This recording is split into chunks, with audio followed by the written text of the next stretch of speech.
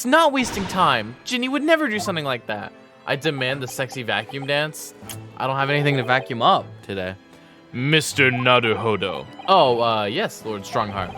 In defense of your In deference. My bad, Shoddy. of your fine services to date, I shall overlook this young girl's insolence. But I have no recollection of admitting a child into my office. Leave now. Damn, poor Iris. Of course, Lord Strongheart. Criminals will tell the most palpable lies in order to evade justice. The police can ill afford the time it takes to unravel all their untruths. Meanwhile, more crimes are perpetrated. We have far more serious matters with which to contend. Serious matters? Didn't Gregson mention something like that yesterday? Yes, Inspector Gregson made a similar remark yesterday.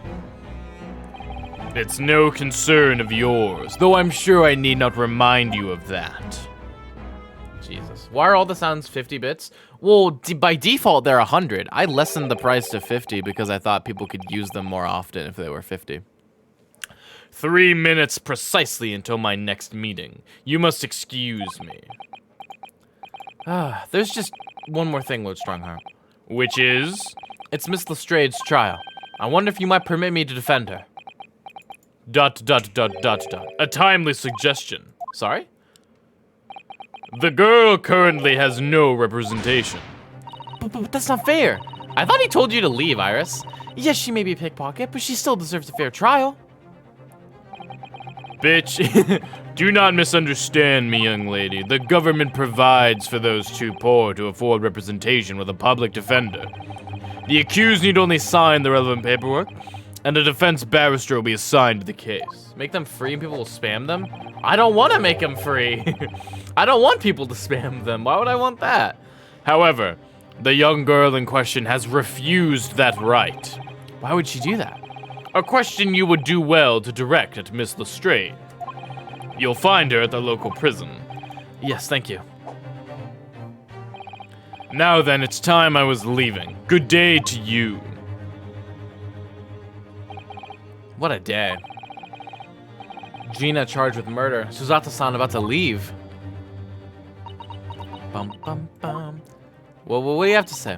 Come, Miss Naruhodo. Iris, we must make haste. But, Susie, you're leaving for Japan tomorrow morning, aren't you? Don't you have packing and things to do? ... As Mr. Naruhodo's judicial assistant, my personal circumstances are of no consequence. My sole purpose remains to help you in whatever way I can. Thank you, Miss Susato. That's a very pensive look. I think we ought to visit Gina first. In any case, I should like to wish her well before I leave. Guess who has 1 million beans? Who? I have infinity beans. Yes, that sounds like a good idea. Let's go. All right, let's head out, shawty. If I'm honest, this has completely thrown me off. I'll just have to do what I can as a lawyer. Let's go. Let's go to prison. Let's go to prison. I love going to prison. It's my favorite thing. Not me. All right. Yeah. Local prison cell 13, baby. How you doing? Oh gosh, I love doing her accent. I remember. Hello again, Gina. How would they let you keep that in there? Like, low key. Why? I mean, it's not a real gun, but... What you lot here for now? To have the muzzle of that grenade launcher shoved in our faces yet again, obviously. I think I need to improve the way you load ammunition into that thing, don't I? Look. I'm looking. You can come as many times as you like, but I ain't got nothing more to say to you. ... But you can give your homie Rami a blowy or a donation of beans. I literally physically cannot give people beans. And I'm not giving any chat member a blowy, whatever that is. Gina, I wonder if you might hear me out. There's something I'd like to say. What? I'm sorry to say that I must reluctantly bid you farewell. Eh? Farewell? Tomorrow I must begin my journey back home, to Japan. I fear we may never meet again. What? Oh, right. I have had the pleasure of meeting so many lovely people here in London. I have so many wonderful memories. And yet, as things stand now, it will be a glum parting indeed. Poor Iris is so miserable. Susie, Well, that ain't my business. Both Iris and Mr. Naruhodo believe you to be innocent, Gina. They've put their faith in you. But somehow, you can't find it in your heart to put your faith in them. Yeah, that's right, I can't. What of it? It grieves me greatly to have to say goodbye to my friends when they are so clearly unhappy. Because of you. What? It's my fault? Yes, so I have one final request, Gina, before our paths never cross again. Right here and now, I want you to show both of them that you don't deserve the faith they've invested in you. Dang! Only by doing that will you truly be as alone as you claim to be. Jesus, bro, she got intense. What are you talking about? What you expect me to do, eh? You've told us that everyone lies. So prove it by admitting one of your own untruths. Damn, Susanoo, she's fucking that shit up. What about what you said before, Ginny? You said something about unforgivable lies. Oh shoot, she's basically our Cyclock thing, dude. We've unlocked the path. You must tell Mr. Naruhodo and Iris the truth now. That is my last request before I leave. My last request is a judicial assistant. No, I can't. Whatever these lies are, they're obviously weighing very heavily on Gina's mind. Gina, I could be wrong, but is it something to do with what happened 2 months ago? Something about that trial? We got Von Zeke's music playing in the background. Oh, gosh. Sorry, this game just makes me so... Where is freaking Crisis right now? Like, literally, I'm going to at Crisis so... Okay.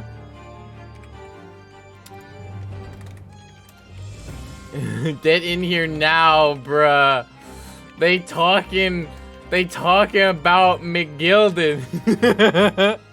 I'm literally just gonna at Crisis. I want them in here right now, dude. I'm not gonna assassinate the president. Why are you so fancy today? I'm a lawyer, that's why. I have to suit up like a lawyer. The one in which Magnus McGilden was acquitted.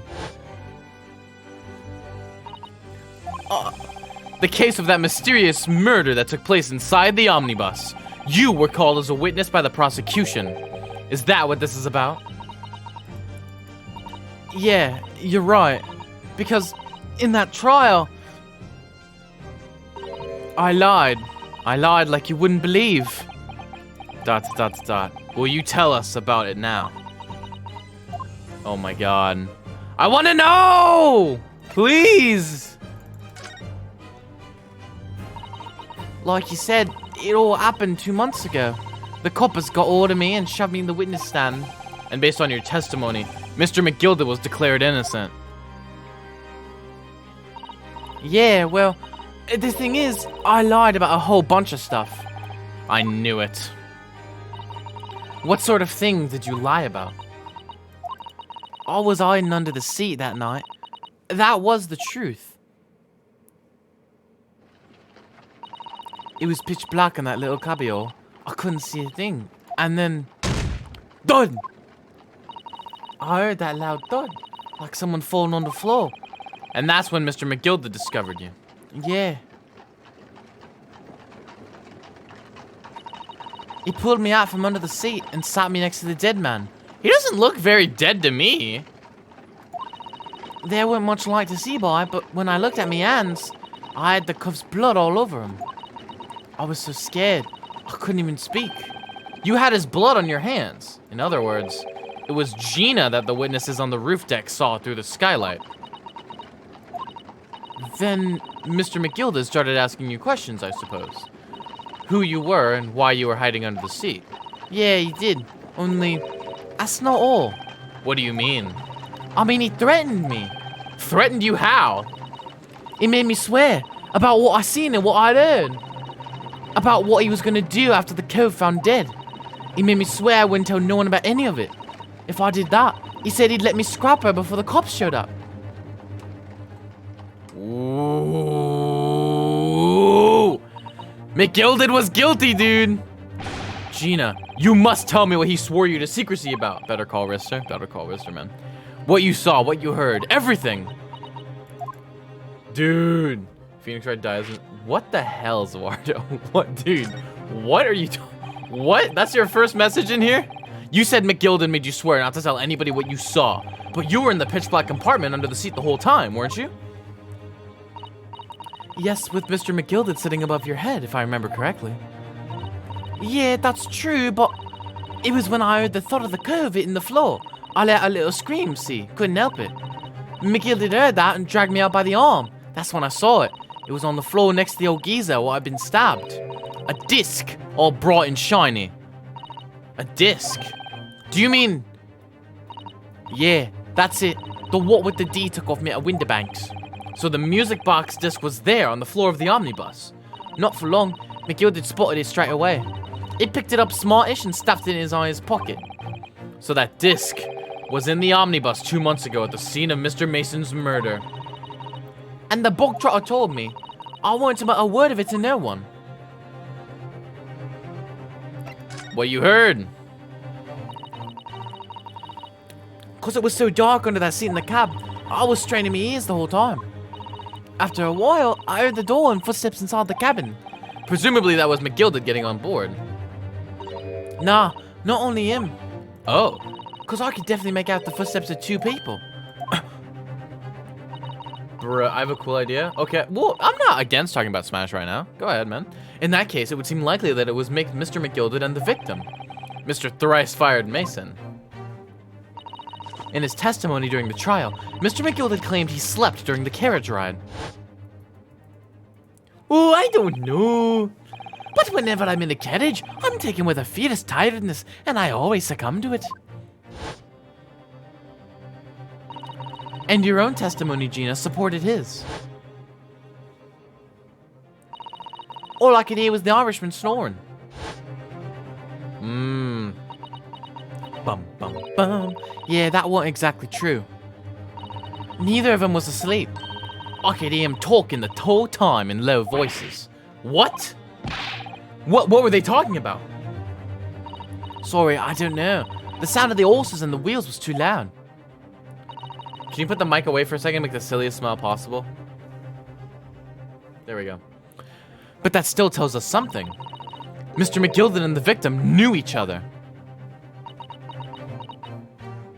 Dude, so Miss Gilded was lying, as I suspected. After the event. Do it for a little longer? Okay.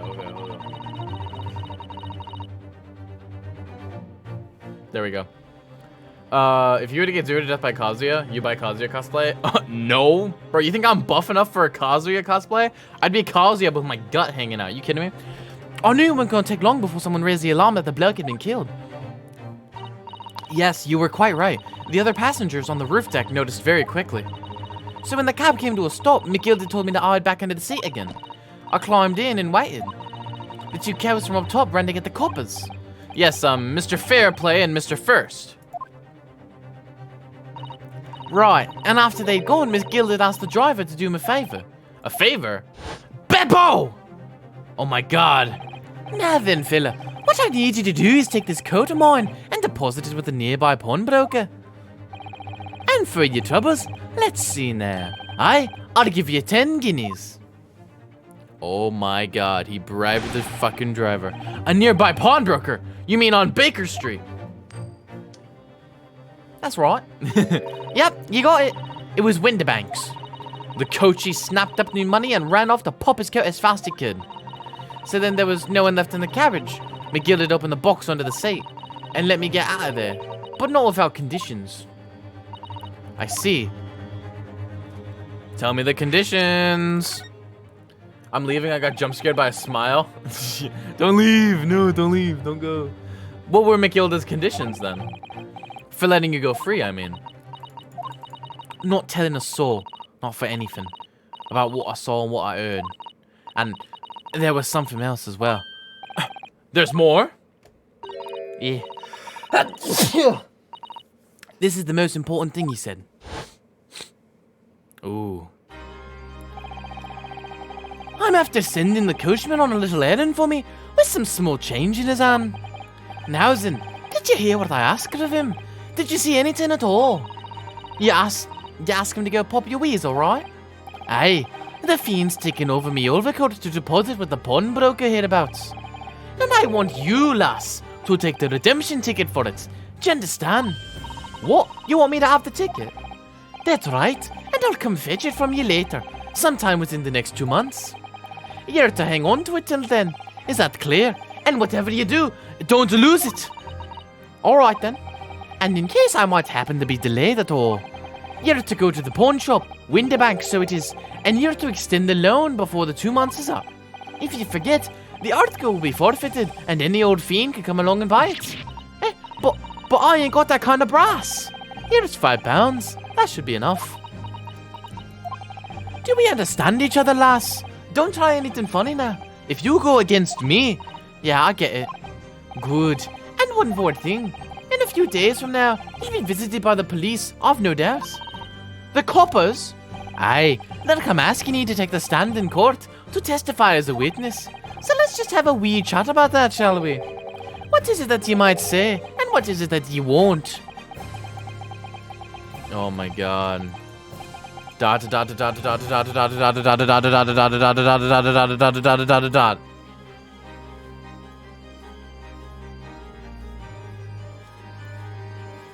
This music is so good, dude.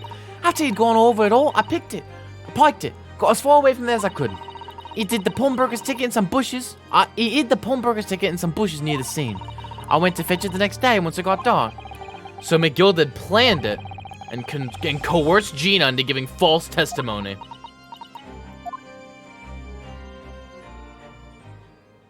Dude. Okay. Well then. I bet you're ready to string me up, eh? I lied. In that big old courtroom. I told some corkers. The thing is, he said he wouldn't make it so we couldn't live in the East End no more. That's what he threatened me with. What a wicked man. He knew everything went on in the back slums. He knew he had no one to look after us, and we was all just looking out for each other, getting by together. So you mean, Mr. McGilded would have... In an heartbeat, he would have put the lot, chased us out of there if he wanted. And then where could we have gone, eh? Nowhere, that's where. So, I didn't have no choice. Thank you, Gina, for telling us everything. But, I'm for it now, eh? Go on, admit it. You must be livid. Well, you can make amends by doing me a simple favor. A favor? What? Sign the representation papers for tomorrow's trial. Eh? If you don't actually want me to represent you in court, you can rip it up later. But we need that paperwork, or we can't investigate. The police won't let us. Investigate what? The scene of the incident last night. Mr. Sholmes was shot, you see. You what? Hurley's having a big operation right now, Jenny. Is it bad? Is it gonna be alright? Sholmes is gonna be alright, right? Dude, I hope so. That's why I want to investigate. For Mr. Sholmes' sake as much as anything.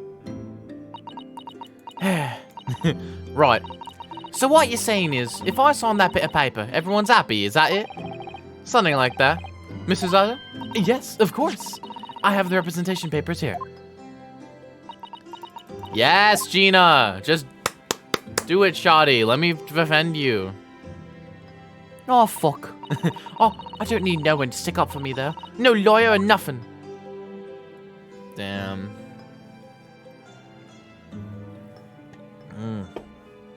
It's okay, man. Poor Ginny. She seems so lonely. Gina's representation papers. Let's go. Well, at least this should mean we can investigate the scene at Winterbanks now. Yes. And perhaps we can come back to visit Ginny when we're done there. I mean, we kind of need to, like, do other shit. I feel like we finally cracked Gina. She's opened up to us at last. And now I have her representation papers. No one else knows just what a responsibility that is. Anyway, for now it means Inspector Gregson can't stop us investigating at Winterbanks. Although, something tells me he's not going to be happy about it. Dude. And we get a to be continued. Okay, okay. Hit me with it. Hit me with the jingle. Hit me with the jingle. Just get me with it clean, man.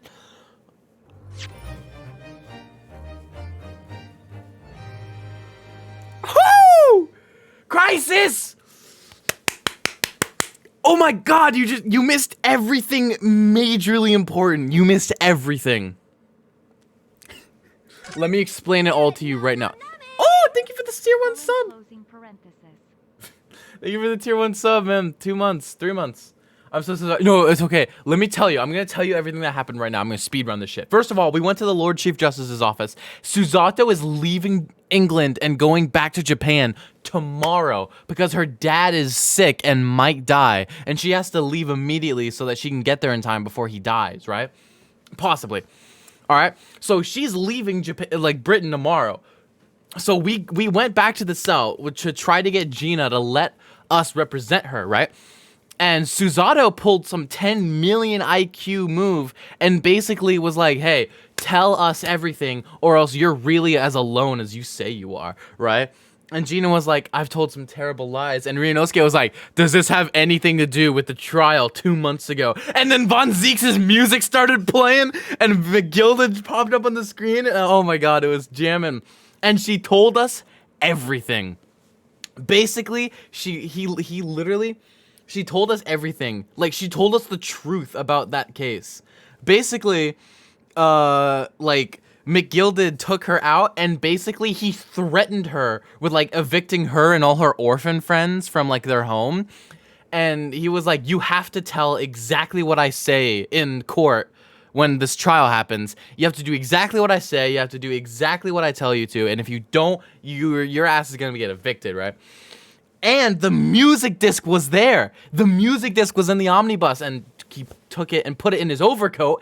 And then he went to the driver of the omnibus, and he was like, hey, my overcoat that has this disc in it, go put it in the pawnbrokers over there, and I'll give you 10 guineas for it. So freaking Beppo went over and pawned it off, and he gave Gina the ticket, and he was like, here, this is the ticket for the overcoat. I will pick it up later. If I don't, just keep extending the loan on it. I'll come pick it up eventually, right? So basically, McGilded was guilty, like, the entire time, and he threatened Gina into A, giving false testimony, and B, like, doing all the stuff with the jacket and the disc that we saw. Now, the part I don't know is McGilded actually dead? I have no idea if he's actually dead or not. It's crazy. Grandpa McGilded, bad man, right? And also, Gina finally let us represent her. So, we can investigate now. Alright, there we go. That was my speed run of catch up. You might want to watch, once the stream ends, you might want to watch the VOD. Like, the first half hour of the VOD. Because, dude, it was insane. Here we are again at the scene of the crime. Inspector Gregson.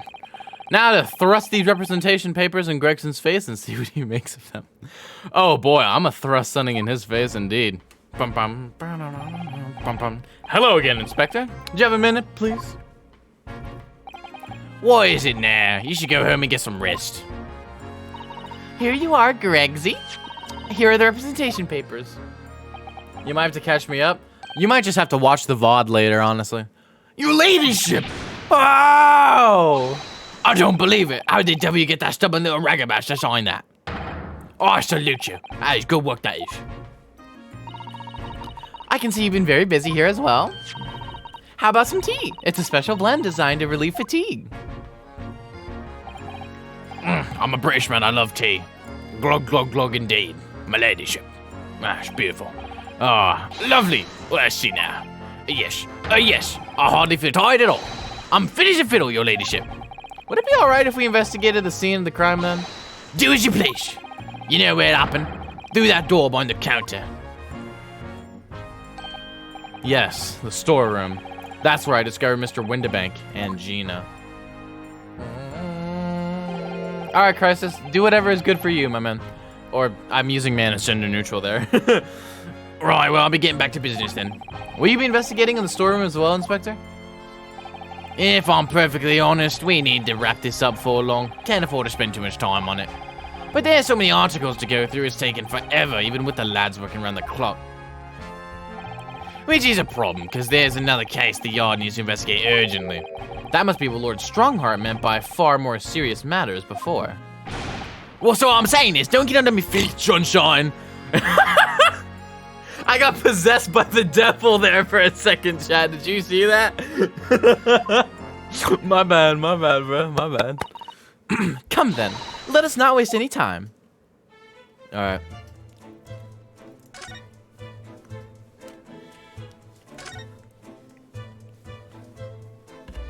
I love the music, dude. All right. Ah, look here. Oh, it's a bullet. Ah, yes, a bullet hole. And I can see the bullet is still lodged in the wall. Presumably, Mr. Windibank wasn't practicing with his revolver in his spare time. Ah, well, Mr. Sholmes liked to practice in his drawing room whenever he can. He's very patriotic like that. Sorry? It's all there in the adventures of Herlock Sholmes, you know? Isn't that right, Iris? Did I write something like that? Partly in jest, perhaps. In jest? Well, he doesn't do it often. It is quite a dangerous pastime. He doesn't do it often. He should even do it even once. Forget that now, Runa. Let's examine this bullet. Sent you something on Discord? If you redeem a check DM's channel point reward, I'll check it. What's that around the bullet hole? Is it blood? A suspicious red stain on the calendar. Aha! I may well be able to help with that. What? There's nothing like the sight of blood to get the blood pumping, is there, Runa?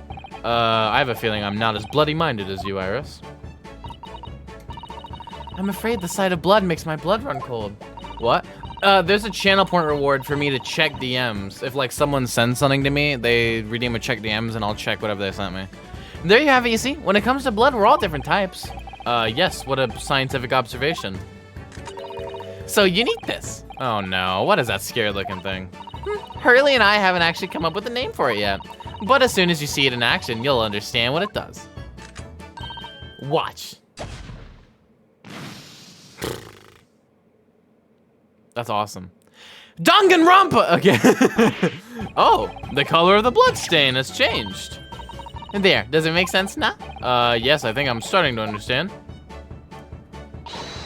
Good. It works on the principle that different people have different types of blood, you see. Yes, how wonderful.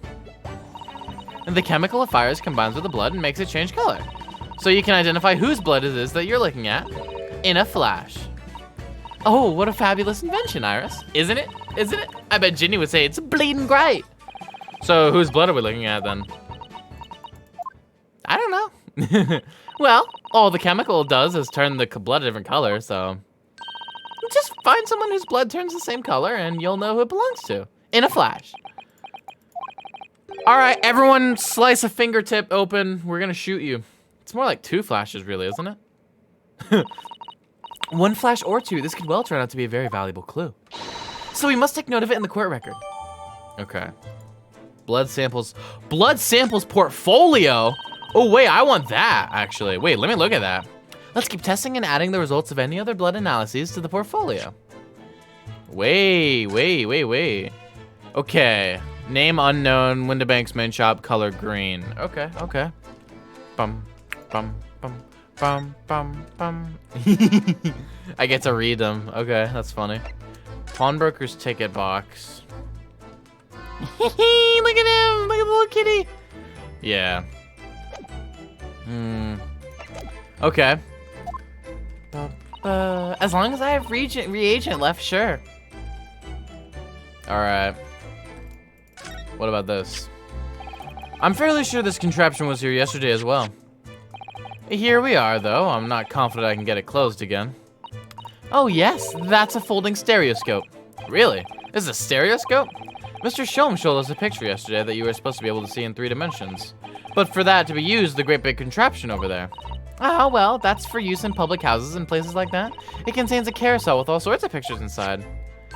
But this little thing is a much simpler design for use at home.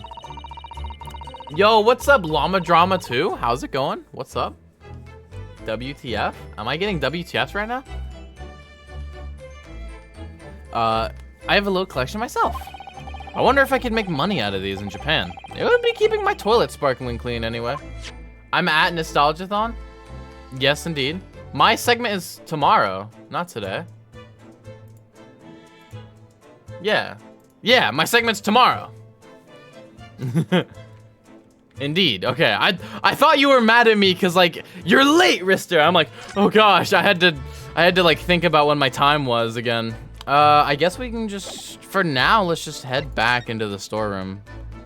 Or can I? I probably have to inspect the door. I'll have to watch the VOD. Take care. All right, Crisis. Hope you have a great day. Is the storeroom, isn't it? That's what Gregsy said. I'm off to go do things. You should raid us after? Definitely will. Definitely will. Da-da-da-da-da-da. Yes, and that's where I saw that dreadful scene last night. Through the little window in the door. I remember.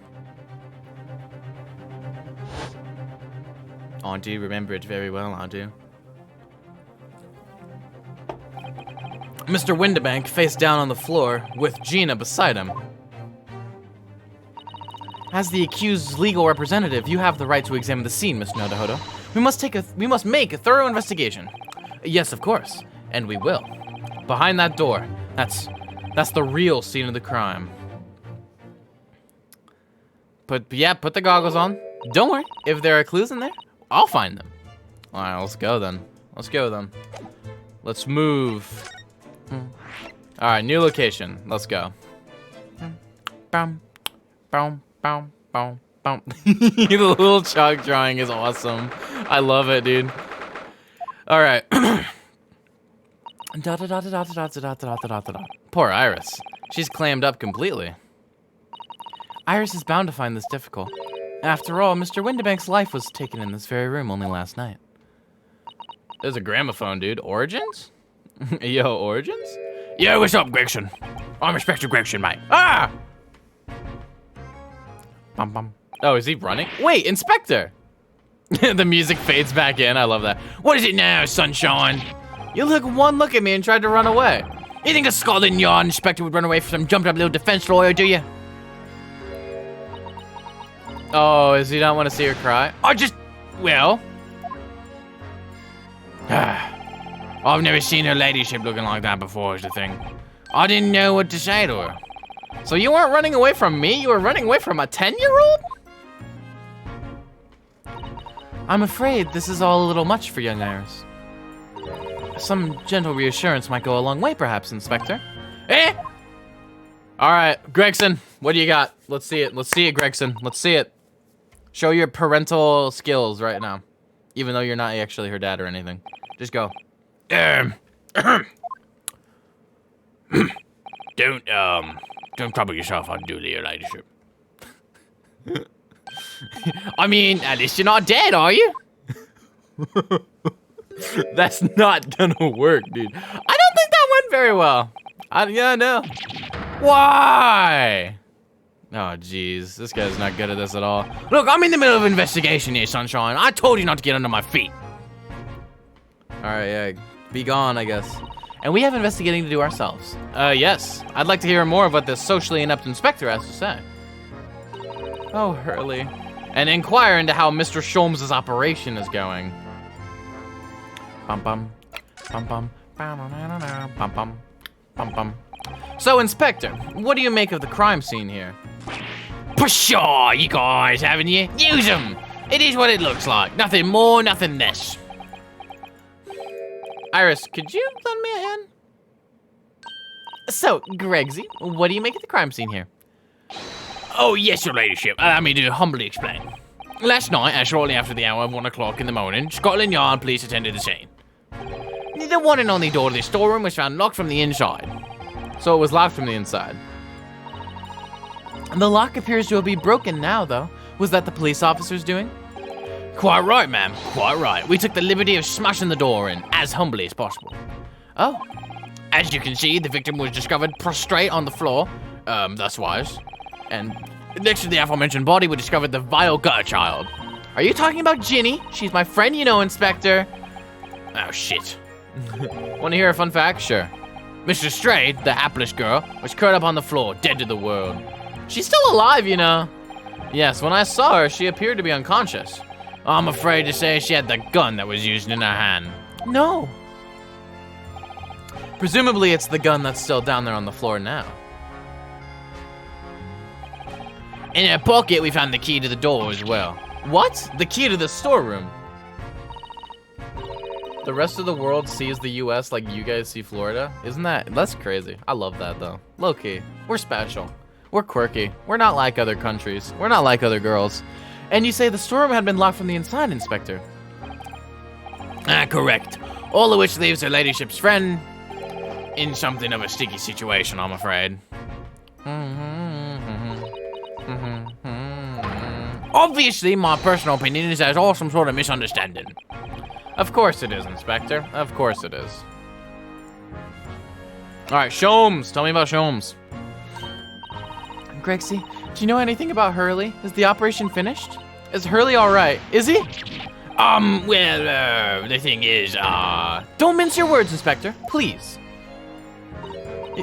You don't mean to say that Mr. Sholmes is... No.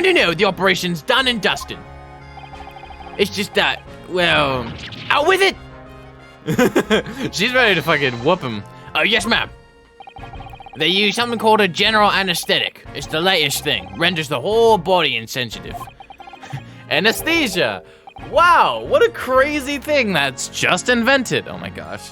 Sometimes I'm reminded how long ago this game takes place. The whole body, anesthetized. Is that even possible? It means the operation can be completed while the patient is fast asleep. Goodness, in the Empire of Japan, we can just manage to provide laughing gas for a tooth extraction. The trouble is, the latest thing isn't always the greatest thing, if you follow my meaning. They couldn't get the medication to work at first, so it took hours for him to nod off, or so I hear. And now that the op's finished, they can't get him to wake up, apparently. Oh my. He's overdosed. No one knows if it's the anesthetic still in his system, or if the bloke's just plain exhausted.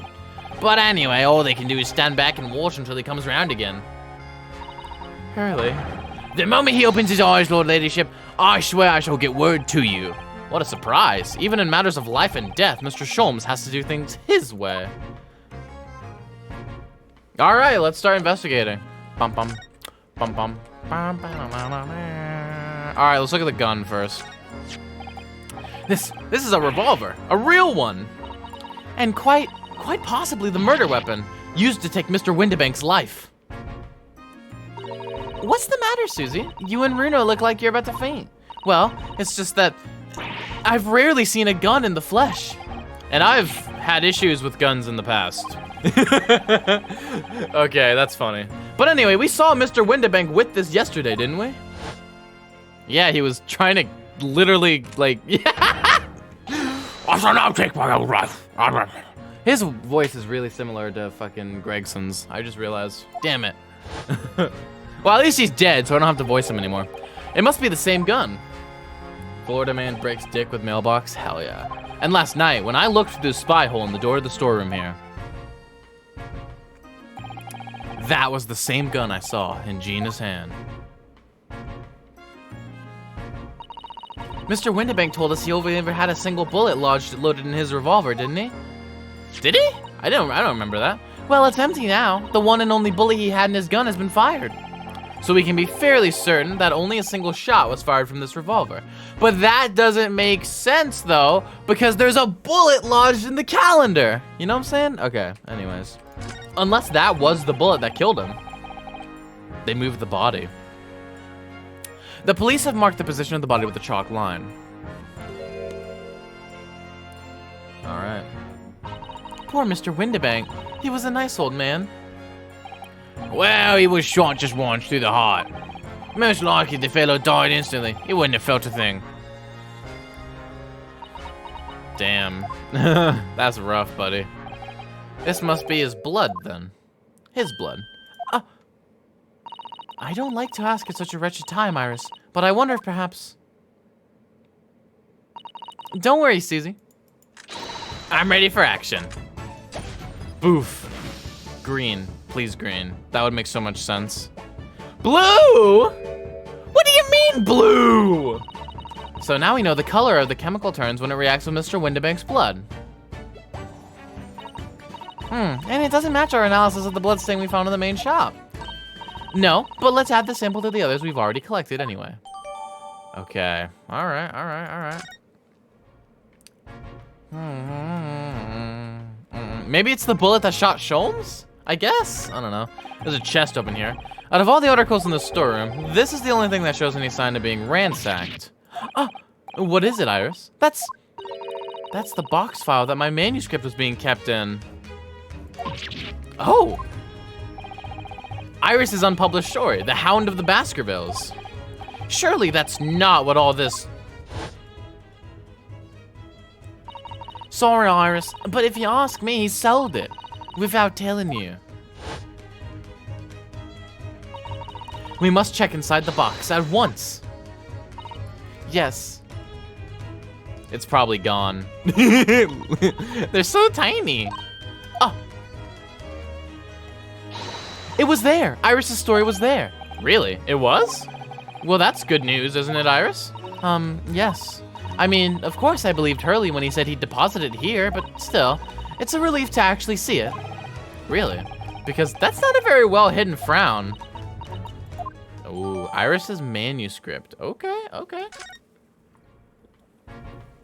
I want to actually see that. I want to really see it. The Hound of the Baskervilles, Iris Wilson. Can we open it? I can't find anything out of place. Really, nothing? Okay, so we're trying to inspect it, but doesn't seem to be anything here. But why would we be able to look at it if there was nothing there? So, you know what else I'm wondering about? Where is this one? One small box, 10 shillings. A redemption ticket. He's written it very neatly, but still, perhaps he ran out of paper, so he had to use anything he had at hand. It's hard to know what's the front and what's the reverse side now. One small box. So, this small box right here? Look at all these articles that have been deposited. The room is stuffed full of them. I can't believe how many there are. A bicycle, a gramophone, musical instruments, even some enormous paintings. Look! Pieces of different people's lives quietly gathering dust in here together. There's something very peaceful about the atmosphere in here. Or at least there would be, if not for the chalk outline on the floor and the policeman shuffling about. Not much I can do about that, sunshine. Bum bum bum na na bum bum. Is there something back there? I've investigated thoroughly, but I can't find anything out of place. Dude, it looks like there's another thing back there. No? Maybe that's just the exit. I don't know. Can I present you with anything? Do you know what this one is? Do you know what this? Inspector. What do you make of this? Ah, what have we here then? A redemption ticket for an article deposited here, is it? Looks like someone ran out of office stationery and wrote the ticket on whatever paper was to hand. Yeah, she's the ticket for McGilda's overcoat. The one that little diver turned up with yesterday. Okay, so this is the one for the overcoat. Oh, wait, no. Actually, no, it's not. Really? Think you know better than me, do you? No, I didn't mean to, Bruno's right, Crixie. It isn't the same ticket. Of course it isn't, of course it isn't. I never doubted you, your ladyship. No, what's all this about then, if I might be so bold as to ask? This is a second ticket. A second one? It seems that Mr. McGilded, in fact, had another article in storage here at Windibanks. A small box. Is that right? I think we need to discuss this further with the inspector, Miss Naruhodo. Fuck yeah. Okay. Oh, good, because he's ever so easy to talk to. Let's go, dude. This ticket was in one of the pockets of Mr. McGilda's overcoat. Eh? You mean to tell me? Yes, there was more than just the music box discs, it seems. La la la. I should have insisted on the lads taking it back to the yard and examining it properly. Well, according to the details on this ticket, Mr. McGilda deposited another article here at Mr. Windibanks. Yes, I can see it written here. A small box, was it? Do you have any idea where it is, Crixie? Any idea at all? It's another article belonging to Mr. McGilded. It could be an important clue. Yes, sir. I suppose it could be. Please stop looking at me with those big turquoise eyes, all full of hope and expectation. It's too much pressure. I'll lose me marbles, I will. I'll go barking. This is no time for dog impressions, Inspector. That's enough sauce from you, Sunshine. There is one thing that springs to mind. According to this ticket, the redemption deadline's already passed, doesn't it? Oh yes, of course. Articles are only held for 2 months. So the small box will no longer be in here then? That's right, it's been forfeited. Which means it could be on any of the shelves in the front of the shop where the forfeited items are offered for sale. Yes, the shelves in the front. We must search them at once. You're wasting your time. Oh, There are dozens of little boxes out there, hundreds even. We can't possibly know which one might have been McGilded's. That information's not written in the ledger. Ugh. Well, I think we should at least have a look just in case. Of course, your ladyship, of course. Very sensible for you, I'm sure. This is getting old.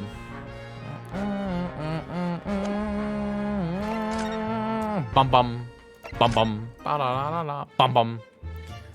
All the music in this game is so freaking fire. Alright, so little box down here, perhaps? Alright, well, let's just look on the shelf, I guess. Let's do it. Yes, this is where all the items that have been forfeited by their original owners are offered for sale. That's right. They've all got little price labels on them, but there are so many. I wonder if the small box this ticket was for is still on the shelf somewhere. The box that Mr. McGill deposited here over 2 months ago.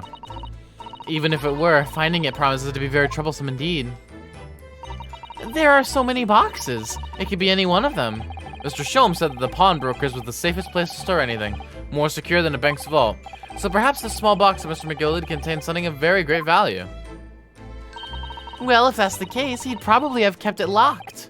So then we need to find every box with a lock and break them all open. Hiya! God damn it. That sort of misconduct would get you arrested. I won't let that happen. Ah, this takes me back. It's been some time since Izada-san last threw me. That's funny, okay. Sure, shoddy.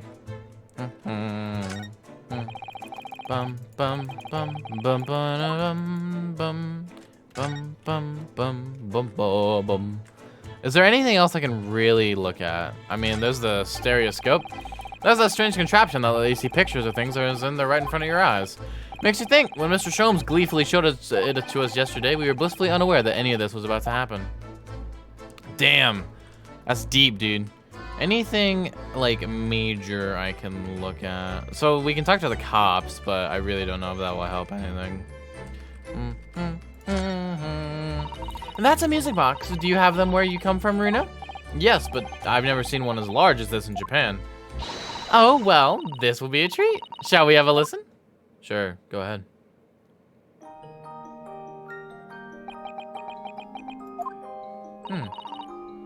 What do you think? Isn't it a pretty sound? It's a beautiful sound, yes, but it's a little hard to enjoy when all the policemen in the room are giving you fierce looks. Never mind that. If any of them say anything, I'll tell Gregsy to have a word. Iris Wilson, Superintendent of Scotland Yard. Alright. The police are scouring every inch of this place by the look of it. Can you say what? It's something in Romanian? Oh, bro, if it's in a foreign language, it's probably something I don't want to say, dude. Like, people have tricked me into saying stuff before, man. I don't want to risk it, dude. Instruction from the auditor to examine every article in the shop and every ledger and book of accounts. Every article? But that's a ridiculous amount of work, surely. We've been all at it ever since the shop was declared a crime scene in the early hours. We're sifting through it all shifts at least, but still. We'll be working through the night, that's for sure. And we'll even barely have scratched the surface. A crime and a pawnbrokers. It must be every policeman's worst nightmare. It's every copper's worst nightmare, you know, a crime and a pawnbrokers. Ah, bruh. What about you? This officer has been staring intently at the wall since even before we came in here. Shh, keep it down. Oh, sorry. There's a major clue just here. Really? Then we must tell Gregsy at once. But as soon as I report it, that'll be it. I'll be stuck here even longer. Stuck here? What do you mean? I haven't come in 2 days already. I need another constable to relieve me and take over my shift. Ha, they really have a tough time, the British police. That doesn't stop us investigating, though, does it? Okay, so they're talking about the calendar. Whatever. Especially it was the calendar he was wearing at. Well, what about you, dude? Oh, okay, he's already Gucci. Shovels, baby. Oh, the desk. There's an article ledger here at Mr. Winterbank's notes and, What's this? It looks as though someone has left a little photographic print behind. Oh, look on the back. There's some writing. Is there? Oh, show us, Susie. Show us. Ooh, blood. One gentleman's overcoat. Oh, shit. Loan amount paid, £1. Redemption deadline, 15th of April, 10:30. A gentleman's overcoat pawned for £1. Clearly it was a very fine coat. In fact, I think... Yes, this must be the ticket for the overcoat that Ginny redeemed yesterday. And it's still wearing, which belonged to Mr. McGill did. I would never expected the redemption ticket to be handwritten on the back of a photograph, though. It seemed Mr. Windibank just used whatever piece of paper he happened to have at hand. It means my name is Rister? Oh, okay. But this photograph of a cat, it looks very familiar, doesn't it? I'm sure I've seen this exact same picture somewhere else recently. Oh, yes, you're right. Very recently. It's the same as the one Jeannie gave us earlier. Of course, I was forgetting that she gave us that print. Well, what are you waiting for then, Mr. Underhodo? Get it out. All right, let the cogs turn. It's kind of similar, but a little bit different. It's a different angle. Yes, they're exactly the same. Kind of. 6 ads. Oh, I'm sorry about that, man. I've got it. These 2 photographs hide an amazing secret. A secret? What does she mean? You must tell us, Iris, at once. Do you really want to know? Yes, we need you to tell us all you know about this pair of photographs. Oh my gosh. Okay, just tell us. Dang, dude. So Iris, about these 2 photographic prints. The one we found here in Mr. Windibank's counter and the one Gina gave us before. What is this amazing secret you mentioned that's hidden in these 2 identical prints? Actually, that's not quite right. Sorry? If you look carefully, the 2 prints aren't the same. Not exactly. They're not. Have another look at them now. It's what I was saying, man. It's a different angle. Can you see that they're not just slightly different from each other? I think so. It's very subtle, though. But what's the reason for the subtle difference between the 2 prints? Ah, well, it's because they're a set, you see. No, I don't. This pair of photographs is meant to be used in a stereoscope. Everyone in London is raving about them at the moment. A stereoscope? Why do I feel as though I've heard that word before recently? Oh, yes. That's what Mr. Sholm showed us yesterday. You see? There it is, just over there. Ah, yes, of course. That magical machine that makes pictures look almost real enough to touch. Well, actually, it's quite possible to see the same depth in pictures, even without one of those contraptions. What? Really? Do you know how a pair of flat photographic prints can appear to have any depth in the first place? No, I have no idea. Oh, wonderful. Then I'll be able to tell you. She's over the moon, bless her. Should we let her explain, though? We really need to carry on investigating the scene. I, for one, simply have to know. Okay, go ahead, Iris. Sure. Oh my dear God. Okay, sure. Have you ever considered, Reno, how our eyes see depth in the world around us? Oh dear God, this is a history lesson, huh? I just opened them and it works. But the reason it works is because we have 2 eyes. 2 eyes. Shocking. If you try closing just one eye at a time, I think you'll see straight away what you see with your left eye and what you see with your right eye are ever so slightly different. You get a different view with each eye. Yes, the position of objects seems to shift slightly. Exactly, and in your head, your brain uses that shift to estimate depth as it merges the 2 views into one. That's how we can sense depth in everything we see. Ah, my brain really is amazing, isn't it? It does so much without telling me. Ah, I think I see. So the pair of photographs consist of a left eye view and a right eye view. Is that right? Oh, well done, Susie. You're so quick. So if you can persuade your brain to merge the 2 pictures together in your head, you'd be able to see depth in these prints? Yes, Runa, you're beginning to understand. And a stereoscope's function is to act as your brain and allow you to just do that? Yes, but as long as you have 2 images, 2 eyes, and 1 brain, you can actually do it yourself without needing a stereoscope at all. But like there's one right over there, we can just use it though. We don't really have to do this. All right, let's do it. Let's try it. Let's see if you can view this pair of prints without the help of a stereoscope. Oh yes, I'm dying to have a go. Susanna-san really loves this kind of thing. You need to be able to cross your eyes. That's the main thing. I can't cross my eyes. Can you both do that? Cross my eyes? I think I can. Watch me and see if you can copy. Oh my God, please do. Yes! Yes, that's beautiful. Make your eyes do this. Susanna, do it. All right, let me try it. Are you ready, Mr. Nadahodo? Yes! Yes! There, how's that? Wonderful, now it's your turn, Runa. The trick is to concentrate on looking at the bridge of your nose with both eyes at the same time. Not exactly an easy task when two people are staring at you cross-eyed. Alright, that's enough practice. Now let's try it looking at the prints. Oh, that's so funny. Okay, sure. Start by staring at one print and slowly crossing your eyes. You should see two overlapping images like this.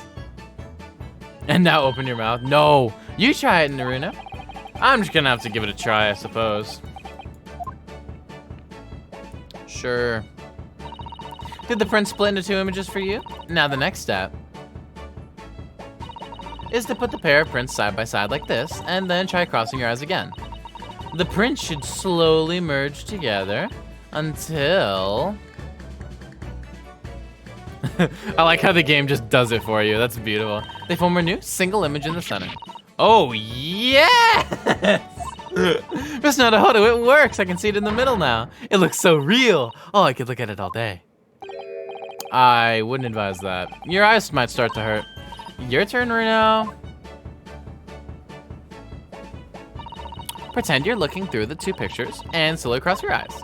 Keep adjusting the position of your eyes until the two images overlap exactly in the middle. Like this, is it?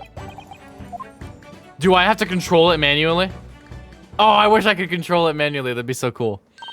There, you managed it. So now you know how stereoscopic images work. Wow, that was an 8-minute lesson. I don't know who discovered it, but it really is quite extraordinary. Okay, well then. Did that tell us anything? So what do you think of these stereoscopic prints then, Runa? They're certainly amazing, but it isn't easy to get the knack of viewing them properly. No, some people find it easier than others. But that's why contraptions like this exist, for people who find it tricky. Oh, I recognize that. We saw one of them over there yesterday, didn't we? If I remember correctly, you press this little knob here, and then set the pair of photographs in the stand at the back, and... It's still amazing, even though I know roughly how it works now. Well, London seems to agree with you. Stereoscopes are very popular at the moment. You can find one of these folding contraptions in lots of households in the capital currently. But if these little machines are so affordable, surely there's no need to go around staring cross-eyed at pictures like you hate them.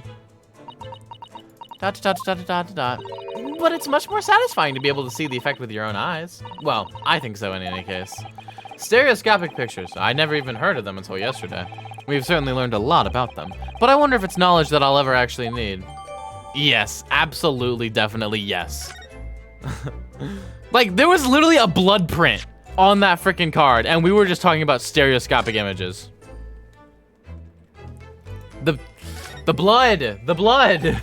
This is the ticket that Gina brought in here yesterday. Yes, having been entrusted to her by Mr. McGilda 2 months earlier. Article deposited, one gentleman's overcoat. And the other redemption ticket was in the pocket of that coat. Yes, for a small box. Deposited 2 days before the omnibus incident. Could that have anything to do with all this?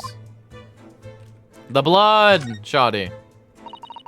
Miss Nodohoda, I don't know if you've noticed, but there's something rather troubling here. I have noticed. The red smear, you mean?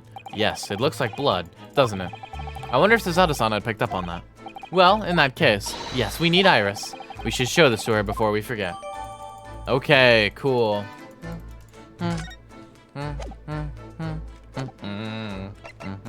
So, present... What happens if I present this? What do you think about this, your story? Oh, my manuscript. Mr. Shom said he deposited it at Windibanks, and he had. But it's so strange. What is it about this particular story? I worked so hard on it. Why would Hurley say I can't publish it? I'm afraid I have no idea. All you can do is wait until he's ready to tell you, I suppose. Oh, maybe. It's because Hurley isn't in it enough. Maybe I didn't give him enough good lines. Yes, maybe. I wish I could say that definitely isn't the reason, but I can't. Present this shit. Oh, that looks like blood. Yes. Boom. I would say it's from a gloved finger. Most certainly a glove made of leather. Okay, sure. Well, don't worry, Runa. You can leave the rest to me. Boof.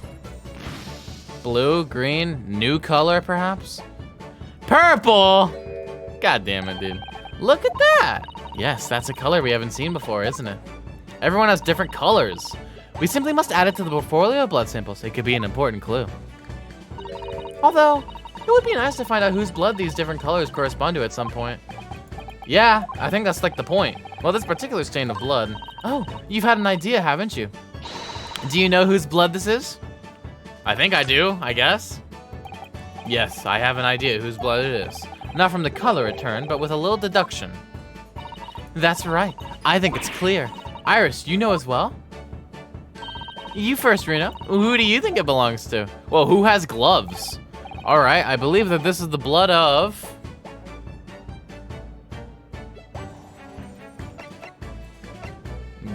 No, it's not Windibank's blood.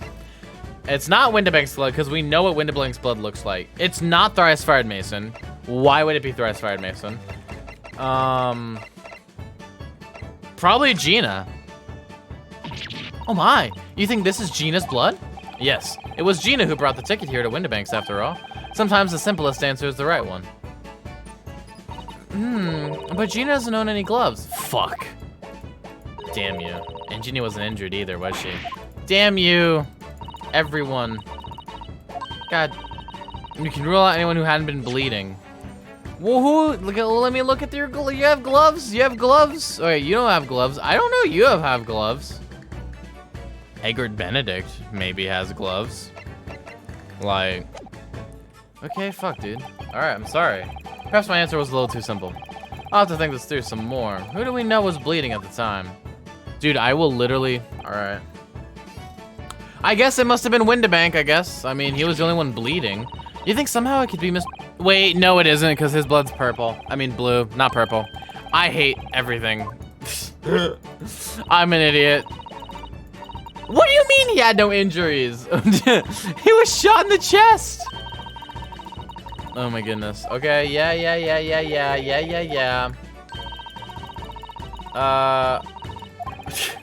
Funnily enough, I've accidentally cut myself before, but thanks for the mildly threatening advice, Iris. That's funny. McGilded?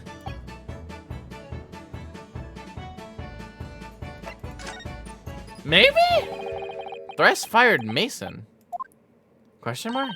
You don't sound very sure of yourself the way you trailed off there. Well, it was 2 months ago now, that case. And of course, I'd never met the victim, so I'm struggling to remember his name. He was definitely thrice fired, though. The victim? Of the omnibus case? Yes, his name was indeed Mr. Thrice Fired Mason. But that would mean that this bloodstain was left on the ticket 2 months ago. Yes, I think it was. Gina brought this ticket here to Windibank's yesterday. I'm suggesting that the bloodstain was already on it at that time. It's a smear of blood from the time that Mr. Mason was killed 2 months ago. Something else coming back to me now. If Mr. McGilded... Oh, Mr. McGilded was also wearing leather gloves that night. Now I ask you, what good-hearted soul wouldn't rush to help a fella bleeding from his stomach? I wasn't about to start worrying about me gloves now, was I? I reached out to give the man a hand. Okay. It certainly does look like a leather-gloved thumbprint, this mark. But we know that Mr. McGilded had no injuries at the time, anywhere on his body. From which we can conclude that any blood on the glove belonged to the victim, Mr. Mason. Mr. Nahodo, you sound just like Mr. Sholmes. Minus the quirky slip-ups, I hope. I only had 2 of them. Yes, I think you're right, Runa. Very well. Let's make a note of this. All right, Mr. Mason's blood. Okay, interesting. All right, we've got more blood analysis. Blood anal. You love to see it. Dong! Another dong. That's 3 dongs? Ah! I nearly jumped out of my skin there. How could Mr. Windibank set up such a wicked trap? I doubt he set out to scare anyone. ... Is that really the time? I think perhaps we should pay Gina another visit soon. Oh? Her trial is tomorrow. We must establish whether or not you will be defending her. I think we should ask her one more time. She may have changed her mind. Alright, well, let's go. Don't you remember, Runa? You told her she could rip up the representation papers if she didn't want you to be her lawyer. Really? Did I say that? Yes, you did. That's funny. The deadline for submitting the paperwork is fast approaching. In that case, we had better hurry back to the prison and talk to Gina again.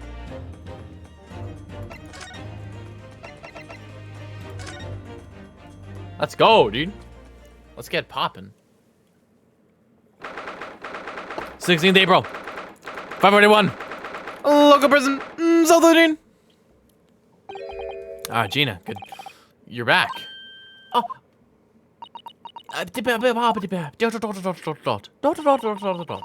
The police must have finished questioning her then. Oh, how was it, Ginny? Was it awful?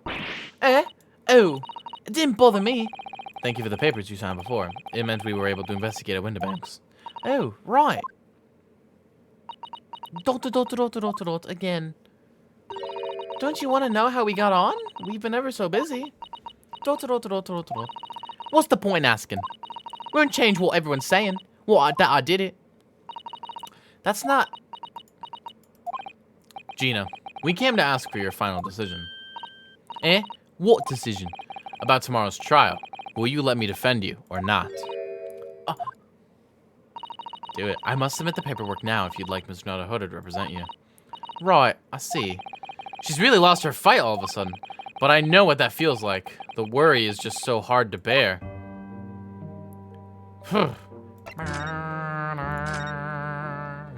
This song is always so sad. Oh, all right then. Blimey, give her a rest for my eyes, Iris. So come on then, fill us in. Who done it? Unfortunately, we don't know that yet. You don't say. We don't know yet, Gina. But Miss Naruhodo and all of us know that you are innocent of this crime. And while we haven't yet managed to work out who the real culprit is, there are a number of interesting facts that we have managed to establish. Oh yeah? Like what? Well, for example, the reason for you being here in the first place. I think I now know why you broke into Winterbanks that night. It looks like I'm going to have to take some evidence that clearly reveals the reason and thrust it in Gina's face. Or I could present it to her calmly, I suppose. Alright, representation in court. Let's talk first, before we thrust anything in her face. We already have the representation papers and other documents we need. How old is she again? Okay, not old enough. All we have to do is hand them to the court clerk. That is, if you'll allow me to represent you in court tomorrow. Nah, don't bother. Jenny, rip him up and chuck him, would you? Them representation papers or whatever they're called. This cell ain't fancy enough to have a bin. So, what will you do in court tomorrow? I'll be fine on my own. No, you won't. Against Van Zieks? No shot. I don't think you will be. Look, it don't matter. What's gonna happen is what's gonna happen. This is one stubborn pickpocket. Oh, brother. Present the papers. We found this in Mr. Winterbank's storeroom. The manuscript of Iris' latest story. Oh, right. Well, that's good then. Curiously, the storeroom at Winterbank showed no sign of being ransacked for items of value or the like. With one exception. The box file that housed this manuscript. It was you, wasn't it, Gina, who broke open the box containing this manuscript last night? You were determined to find out whether or not the Hound of the Baskervilles was really there. That's the real reason you broke into the storeroom last night, isn't it? Oh! Why don't you tell us what happened, please? Yeah! Okay, there you go. Alright, yeah.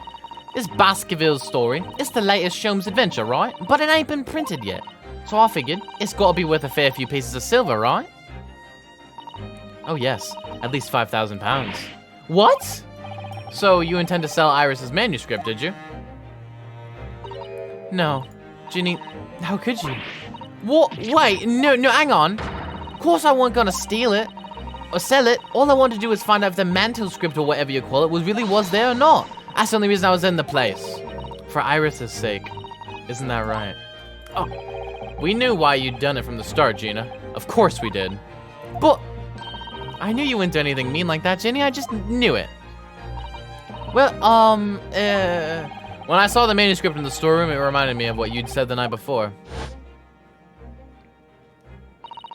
Grown-ups do a lot worse than that, believe me. Barefaced liars, the lot of them. You ain't just realised it yet. You just ain't realised it yet. Fuck, I fucked up, mate. I'm sorry. Bum, bum, bum. I'm telling you, that mantle script ain't out of Winterbanks. You'd soon see it if you had a look.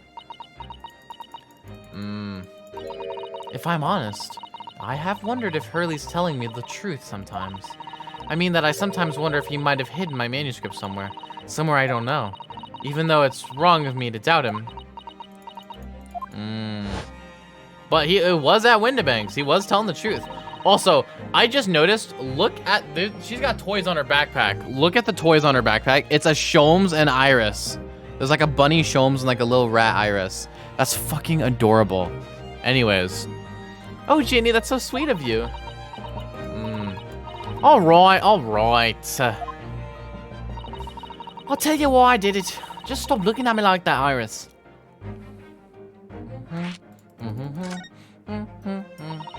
It weren't because of Iris. That's not why I did it. I wanted to know the truth, that's all. You wanted to know if Mr. Sholmes was being honest. If he'd really deposited the manuscript at Winterbanks. It's like I told you the night before. I never had a father. But Iris's lot ain't like mine. She's got her dad, only she can't see him. And I reckon that's gotta be harder. That's why she writes the stories. They're about her dad, really. That's what it sounded like to me, anyway. Last night when I was listening to what you were saying. Stories about Daddy?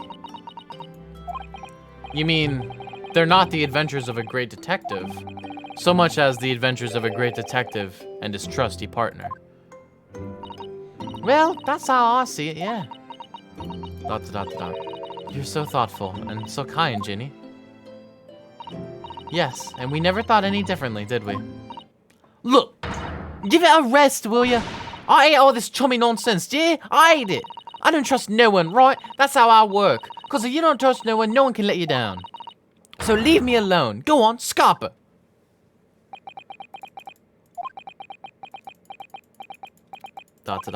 I hadn't noticed until now, but it's unmistakable. Right there on both sleeves of that overcoat. It's a shit stain. Or some very suspicious red stains. What? Why are you looking at me like that? I think it might be worth presenting some of our other findings in that area to Gina now. Oh, shit. Bum, bum, bum. Okay. Present. Oh my god, the Mason. Did you see this pawnbroker's ticket, Gina? It's the one you took to Winterbanks, isn't it? It's the one for that black overcoat that you're wearing now. Eh? What, that? I don't know. They all look the same to me, those tickets. Surely not. Well, this one has a very obvious mark on it that would appear to be blood. Eh? Does that ring any bells? I don't know, it all looks the same to me, blood. And they all sound the same to me, those answers. Suspicious. Those stains on the sleeves of your new coat, Gina. They're blood, aren't they? Cross your eyes and open your mouth. I can't cross my eyes, and I'm not gonna do that because people are gonna take screenshots and it's gonna be crazy and wacky. Not that I know who's blood yet. What? But blood, Miss Naruhodo? You don't appear to have any obvious wounds yourself, though. So could it be blood that splattered from Mr. Winterbank when he was shot last night? Let's not beat around the bush here. This trusty friend of mine will get the results much faster than anything else. Eh? Take it easy, Iris. Don't move, motherfucker! Don't move, Ginny. I'm going to shoot.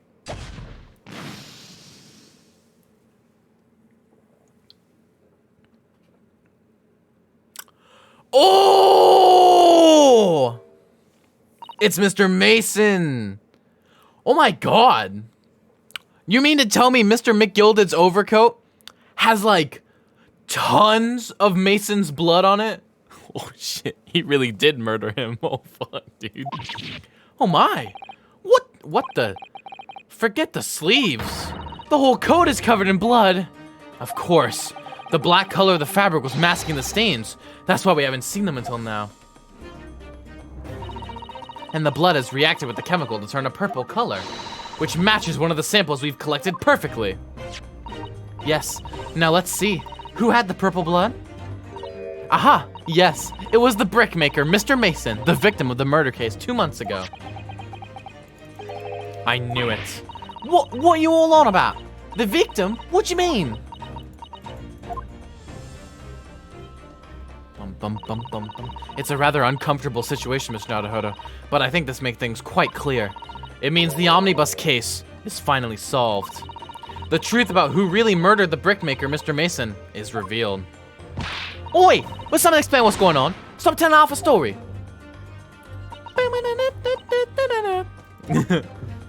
Oh my god, it was McGilded, dude.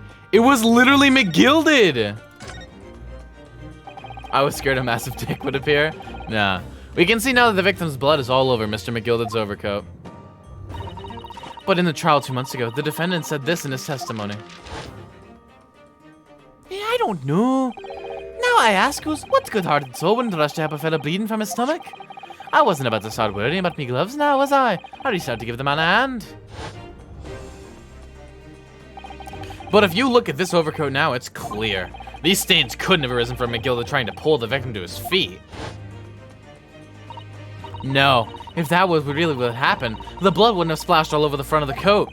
The only explanation for this pattern of blood is that it splattered over McGilded's coat when he stabbed the victim in the stomach.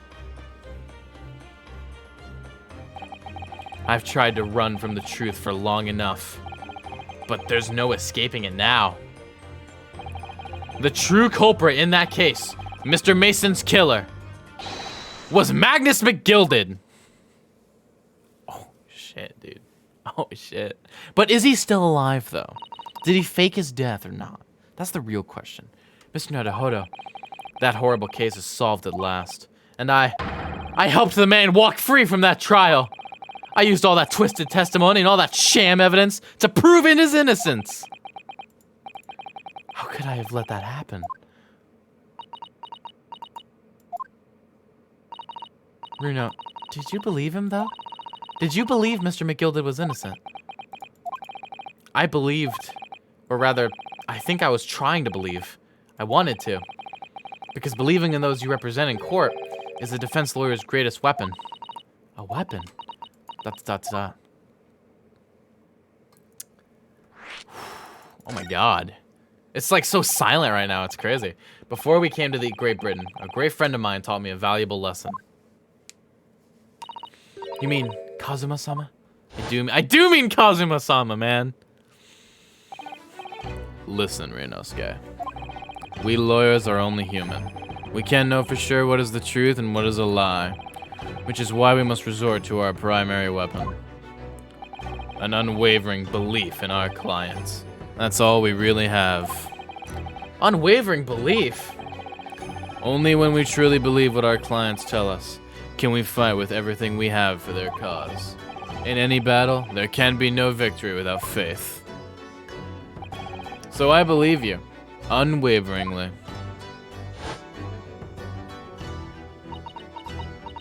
It's been an hour and a half. Can we switch games? Oh, this is it's a Ace Attorney day today. Like this is all we're doing today.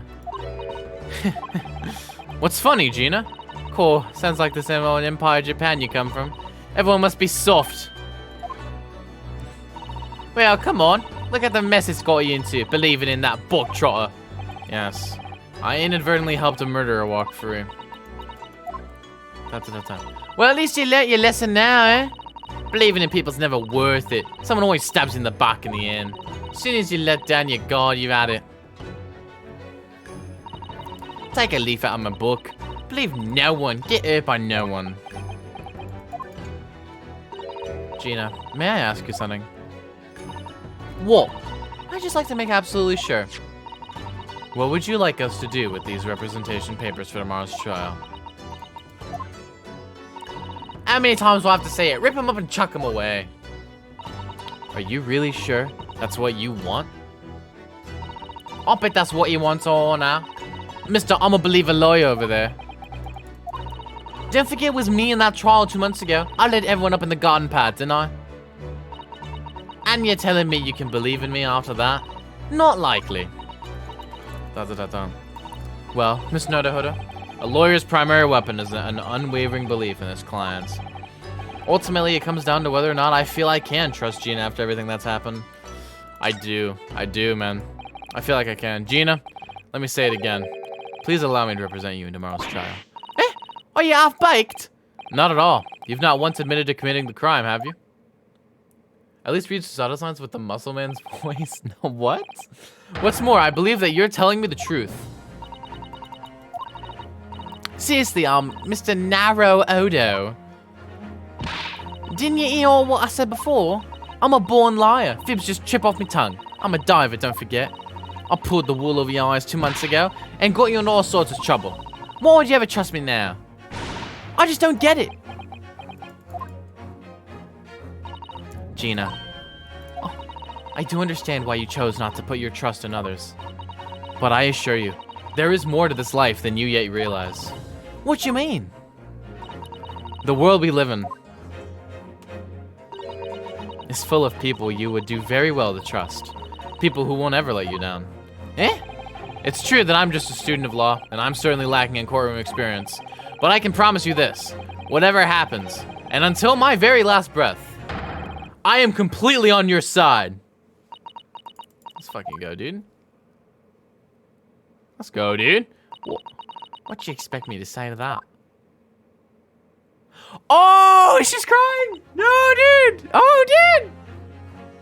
Shed a tear. Do it. Then it's decided. I will take these papers now and carry out the necessary preparations for tomorrow's trial.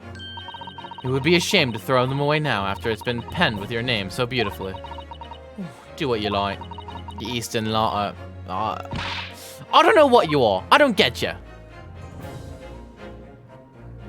Let's go, dude. 5 ads? I hate ads. I'm sorry, bro. Gina's taking herself off to the back of the cell. She'd never admit it, but I hope she's feeling relieved. That turned out all right in the end, I think. Bum, bum, bum. Ba-da-dum, bum, bum. Is it another to be continued? Whatever, whoever's hiding there. Show yourself at once. Eavesdropping is the height of cowardice. Mrs. Otto? Somebody is there in the shadows. I can sense it. Somebody who wasn't there before. What? Sholmes? Blimey, you're sharp, eh? Who's that? Gregson! It's Gregson. I don't know if I want to read the Susato lines in Muscle Man's voice, because that voice hurts my throat a lot, remember? I suppose you're using one of those mystic Japanese arts, like the art of stealth I've heard so much about. If anyone was being stealthy, it was you, Inspector. Gregsy! Oh dear me, I'm most terribly sorry, your ladyship. I didn't mean to startle you. How long have you been listening in on our conversation? Good grief, listening in? No. Oh, I just got word that there were some visitors who were refusing to leave even though it was after hours. I assure you, your ladyship, I only just arrived this very minute, not a moment earlier. That's all it is, nothing untoward, nothing at all. After hours? Is it that late already? So then, I'll humbly excuse myself now, your ladyship. Ta-ta, toodaloo, cheerio. All the best, bye and bye. That's a lot of farewells, and not one of them appropriate for her ladyship. Oh, but I wanted to have a chat. Oh, I'm terribly sorry, but time is pressing at the minute. Oh, I see. That's a shame.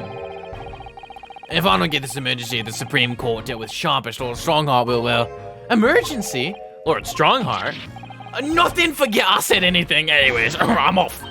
All right, Gregsy, if you have to. But let's chat soon. Delighted, charmed, can't wait. If you please, my pleasure.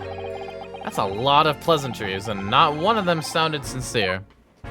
Bum bum. Gracie's so funny. He says such silly things.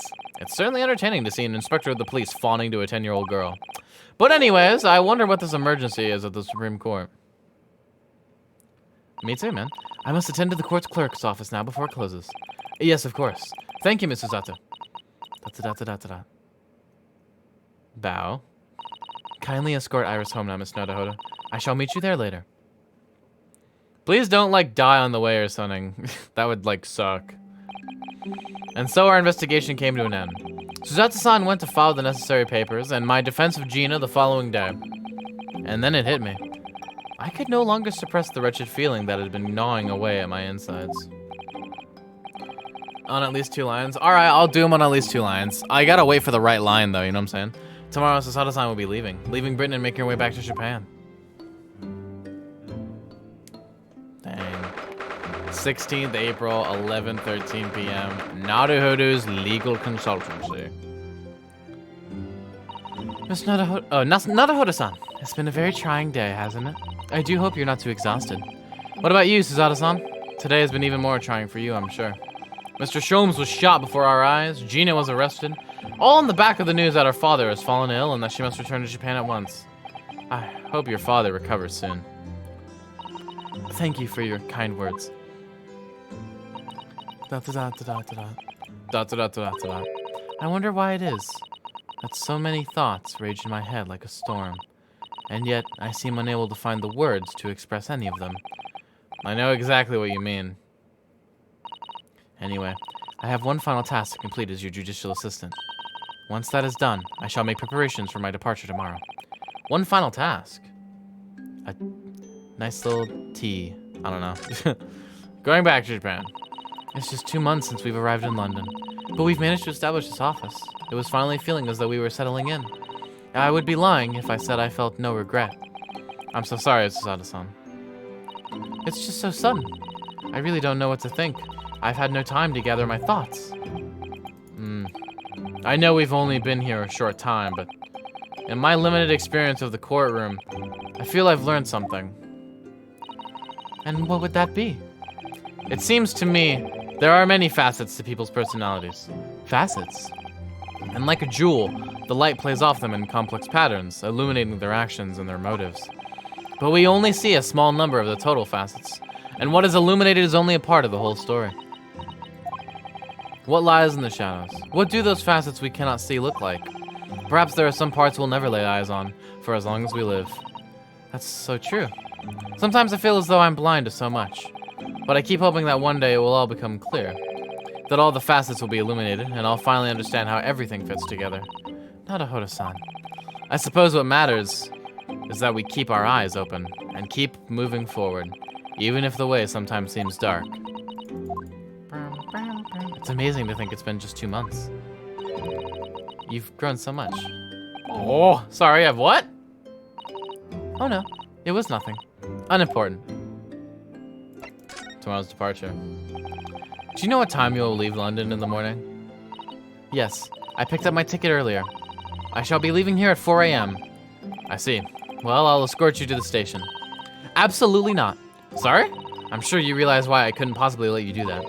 You have a very important day ahead of you tomorrow. Gina's trial. Do the lines? I'm trying to wait for a good one. Every word you utter will have the potential to determine Gina's fate. You must get as much rest as possible. Even though, like me, I'm sure you will find it hard to sleep. But please, for me, do try. One final task. You mentioned one final task a moment ago. What did you mean? Oh my, I nearly forgot. Please, I want you to have this. What is that? Some huge bundle of documents. It's my notes from the case 2 months ago. The murder that was committed on the omnibus. The McGilded case. It seems to me that this case of Mr. Windibank's murder, of which Gina is accused, is very much tied up with that omnibus case, in ways that are not yet completely apparent. So I took the liberty of consolidating my writings about the case for you.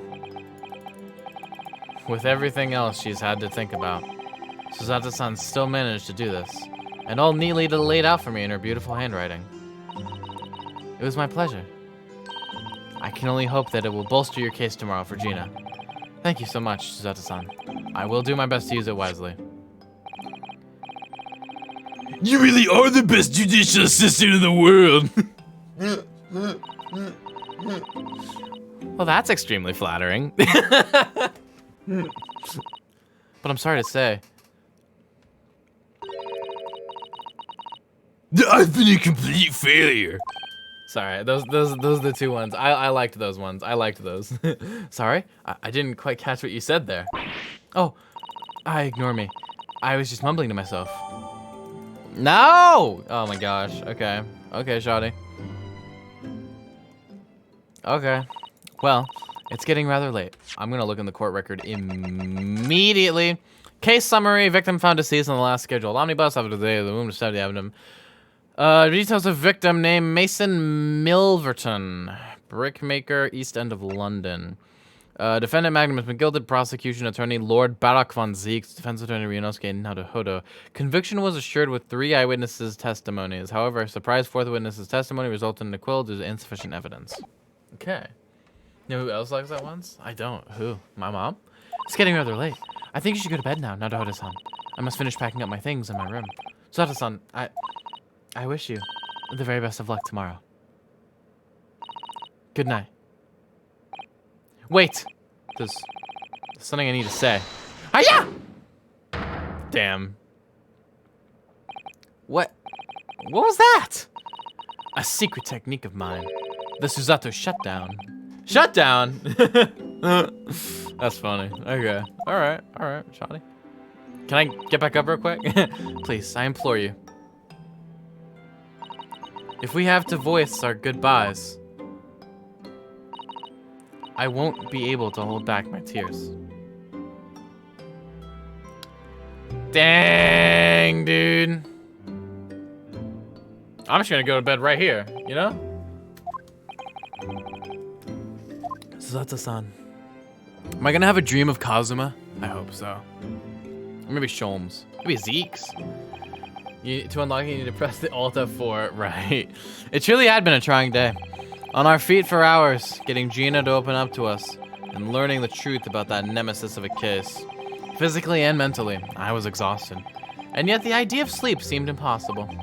But I forced myself to close my eyes, and as a cacophony of scenes of our lives here in London played through my mind, eventually, my fatigue triumphed, and I fell into a deep sleep. Bum, bum, bum, bum, bum. Dot dot dot dot dot dot da la la. Oh my god, something sus is gonna happen. I bet. Maybe? Question mark? Whenever they hit us with those dot dot dot dot dots. Okay, nope. Okay. The Small Hours. St. Sinners Hospital. Ward 3. Oh shit. Yes, I quite understand. That is a great weight off my mind. Oh shit. Sholmes! He's okay! Rest assured, I shall put everything in place exactly as we have discussed. Thank you so much. It has been an honor and a pleasure to be acquainted with you, Mr. Sholmes. On the contrary, the pleasure has been mine. I bid you farewell, and Godspeed. My dear madame. Damn, okay, so she had to go say goodbye to Sholmes. Which makes sense. You know, she was a huge fan of Sholmes. But what do you mean, as we discussed? What are they discussing? Is it sussy?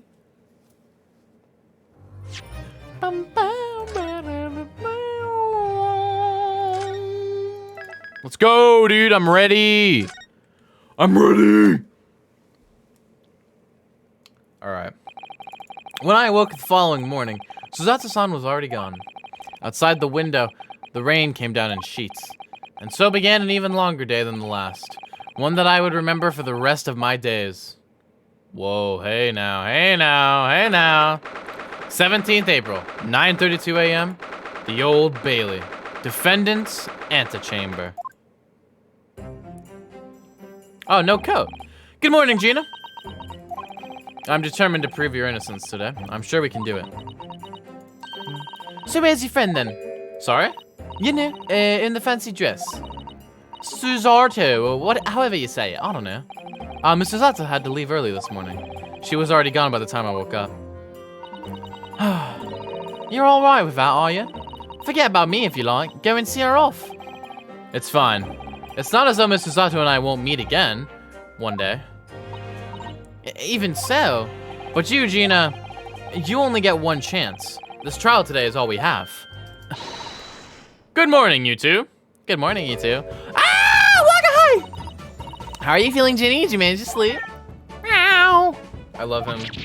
Iris, what are you doing here? What do you mean? When a friend is in need, we show our support.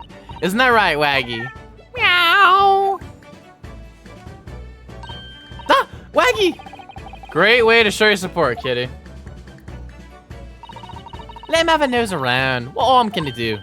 Oh, that reminds me. I bought a paper on the way here.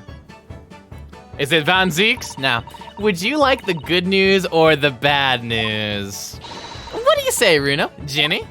Oh, well, I think I'd rather get the bad news out of the way first. No, always take the good news first. You might not live to hear the bad. Might not live to hear the bad? Okay. Yes, that question always gives away people's personalities. Let's not go there. All right then, I'll give you the bad news first. A record amount of rain has fallen this morning, and carriages all over the capital are struggling to move. Huh? The bad news was a weather report? So I hope that Susie made her train to Dover and that the train isn't delayed on its way to the port. Gosh, yes. All right then, so what's the good news? Is it Zeke's? Well, the rain is forecast to subside this afternoon. So even if the train is delayed, it should be able to make up time later. Well, that is good news, isn't it? I couldn't give a monkey's, really. If only all good news canceled out the bad. And look, this trial has made the headlines too. Pawnbroker perishes in pick purse plunder, see? How'd you like that? And let them say what they want. See if I care. I can't because you're covering your face. Don't worry, Runo will show everyone that this headline is nonsense. I will. And then in tomorrow's papers, the headlines will be... Discharged diver is dauntless do-gooder. Isn't that right, Runo? Oh, yes. Let's hope so. Of course they will. I have absolute faith in you. How was that? I was trying to sound like Susie. Did it work? Did it? It's like she was still here. Whoa, hey, wait a minute. Why do I need that in the court record? Hey, yo! Good luck then, Runo. I'll do what I can. I need to inspect this. I need to inspect it. Oh, there's a thing on the back, I bet. There's a sensational story lower down the front page as well. Look. Ministry mole. Classified secrets may have been leaked overseas from Ministry of Justice. For a 10-year-old, Iris certainly has her finger on the pulse of world news. It's about secret communications between Great Britain and its allies. Apparently, they're being intercepted by hostile nations. Communications are being intercepted. Oh shit, I hope Susado's boat isn't attacked. But how would somebody be doing that? That's the question, isn't it? I've come up with 3 different possible methods so far. Are you looking for a new career, Runo? No, of course not. I wonder. Perhaps this is what Lord Strongheart was talking about yesterday. Yes, it could be. And it could explain why he has Gregsy running from pillar to post at the moment. Okay, all right. Bum, bum, bum, bum. I knew it would be important, just in case. Let's just in case. We'll look at it. Tomorrow's headline will be, yeah. Okay. Something like that, if possible. I'd like to go even bigger. Bigger? Proud pickpocket protects planet post-trial. Protects the planet? I can't wait for tomorrow now. It's gonna be so great. Okay. 1 second, chat. I'm just gonna do something real quick.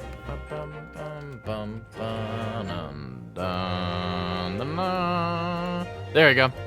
All right, let's get out of here. Okay. Obviously, I don't know what the law like Susie does, but still. I'll be by your side the whole time, giving you moral support and encouragement. I'm not sure that big thing is as comforting as you think it is, to be honest. But thank you, Iris. That's very kind of you. Oh yeah, Iris. Yes, Ginny? Well, I was wondering is all. About Sholmes. Did they fix him up all right? Yes. The operation was a great success. But Hurley still hasn't come around yet. Yes, he did. I saw him. Eh? Oh, right. Okay, wait. I've asked a friend of mine at Scotland Yard to send a telegram as soon as he wakes up. I'm sure Gregson will let us know the moment there's news. Oh, so is he pretending? Oh, right. No Susada-san and no Mr. Sholmes. It's all down to me today to prove that Gina's innocent of this crime. Miss J. Straight, counter for the defense. Trial is about to begin. Please make your way into the courtroom. It's time then. Yes, let's go, Gina. Iris. Lead the way, Runo. Bum, bum, bum, bum, bum. Poor Gina. She's trying to put on a brave face, but I can tell she's worried and scared. I have to believe in her from start to finish. That's the weapon that will secure our victory here. Let's go. Kazuma! If I learned anything from my great friend, it's that. That's tragic. All right, let's do this. Let's freaking go. Trial time! All right. Whew. In the name of Her Majesty the Queen, I hereby declare this court to be in session. This trial shall determine the guilt or innocence of Miss Gina Lestrade. I now call upon the counsel for the prosecution and the defense to declare their willingness to proceed. The prosecution is ready. The defense is ready. Lord Van Zeeks, My lord. remind me, how many years ago was it that you withdrew from the public prosecution service? It was some 5 years ago, my lord. Yes, and then 2 months ago you resurfaced somewhat unexpectedly. And here you are again today. Are there some circumstances of which the court should be aware that have led to this erratic behavior? In what one might describe as your former life 5 years past, you dealt exclusively in matters concerned with the highest echelons of society and government. Really? Yet today, you choose to try a simple case of burglary and murder. I confess I find it more than a little befuddling, counsel. There are 2 types of person I cannot abide. Firstly, those wealthy scoundrels who hide behind a mask of philanthropy to cheat the public at large. He means Mick Gilden, who you defended against the Reaper 2 months ago. Yes, I just about managed to work that out. Thank you. She's so tiny. Magnus McGilden. If I'd known what a monster he was, I would never have defended him. And secondly, even more loathsome, those wily scoundrels who masquerade as allies, only to effect total betrayal in the final hour. In other words, the confidence tricksters from those tiny islands in the Far East. The Nipponese! What? Did he really just say that? He means you now, Runo. I actually managed to work that out too. Thank you, Iris. Total betrayal? What are you talking about? That torrid look of hatred in Lord Von Zeeks' eyes. Was that directed solely at me? Or was he talking about all Japanese people? Oh, dude. Is he racist? Oh, shit, dude. An alarmingly scathing explanation, Lord Van Zeeks. Still, the judiciary welcomes the return of the so-called Reaper of the Bailey, feared by all of London's malefactors. Your lordship is too kind. Now, jurors, the 6 of you have been selected at random to represent the will of the people in this trial. Oh my fucking god. What? What is this? First of all, why is Mr. Garadeb here? Second of all, that's the same lady from before, and the same grandpa, and the same— Is that the Russian terrorist? What the fuck? Dude, what is this trial? Former lieutenant of the British Army here, don't you know? Chaps like me were born ready. Clean crockery, clean cutlery, and a clean conscience. His lordship's motto is very appropriate here, I think. Everything will be stereoscopic in the future. Absolutely everything. I'm ready for it. I don't understand it. I can't have left it in there. It's not possible. What could I have? Women indispensable in society. Stop. Female-centric future awaits. Stop. Why is the jury literally insane right now? Mills, passport, dictionary, reading rules. Good day. I am visiting London for sightseeing. I would like to take bus to Crystal Tower, please. Is something wrong, Runo? Oh, not exactly. It's just...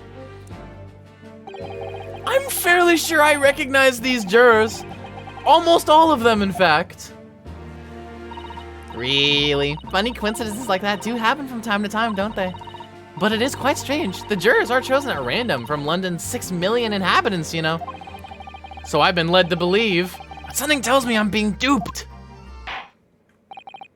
Very well. Now, Lord Van Zeeks, the court calls upon the prosecution to introduce the facts of the case.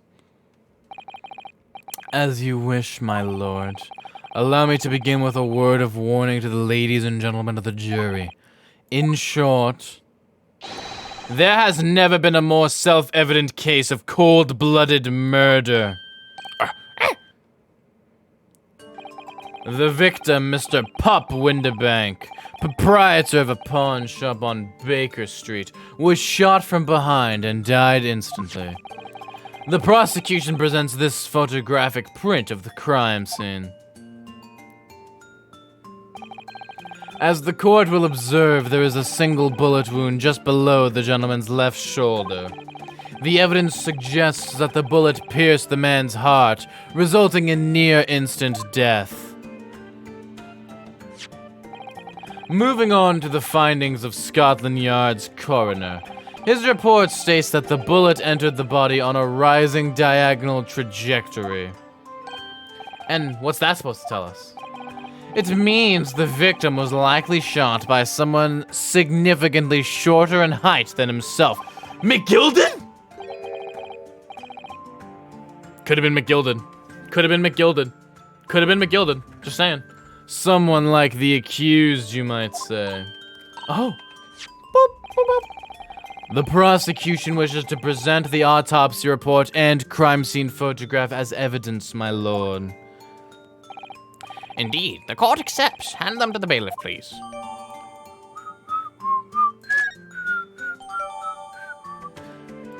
The music is so good, man. I'm gonna look at those immediately, dude. Immediately. Court record. Let me see these immediately. Pop Windibank, pawnbroker, coroner, Dr. Stevens. Interesting. Interesting that they told us the coroner's name. Time of death, 16th, 1 to 1:30 a.m. Okay, that's important. Reporting party, Uranosuke Naruhodo.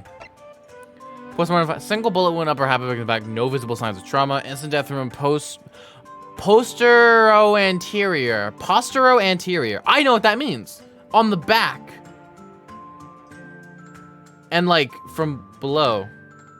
Bullet wound to the heart. The bullet entered the body from the back on a gently rising diagonal trajectory.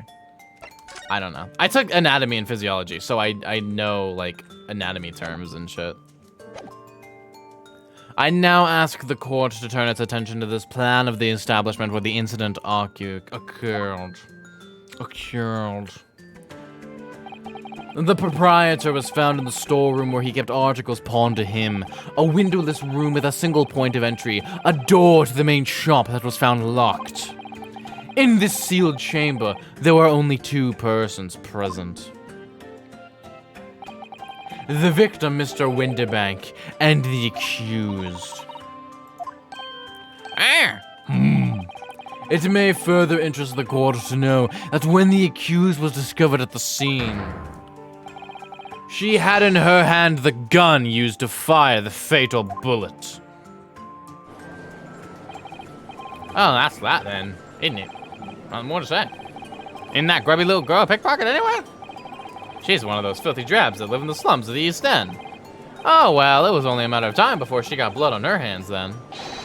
What are the jurors waiting for? The girl's guilty as hell. Objection! Shut up, bitches. We can't jump to conclusions here. We mustn't assume her guilt because of what she has to do to survive. Wine, you filthy motherfucker. My learned Nipponese friend. It is you who mustn't jump to conclusions. The prosecution has barely begun presenting its case. Conveniently, this appalling act of murder did not go unobserved. There were witnesses. Good gracious. After their testimony, this girl's true nature will be exposed. Pitiful pick-purse or cold-hearted killer. Here's to establishing the truth. She looks so happy, low-key. The court will take the floor plan and firearm into evidence. Hand them to the bailiff, please, Lord Van Zeeks. At once, my lord. Okay.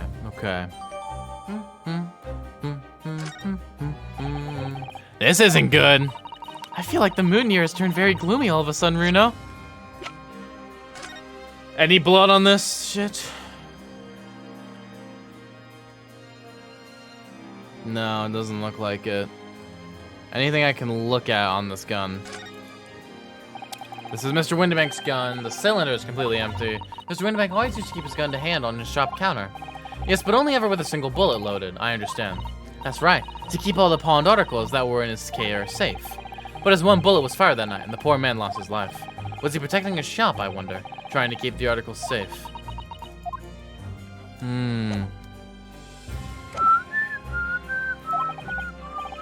I think that's because it has. Oh, yeah! Let us begin! Bring forth the witnesses to the foul murder of Mr. Pup Winterbank on 16th April of this year. He could have just said bring forth the witnesses. Luigi and Mario!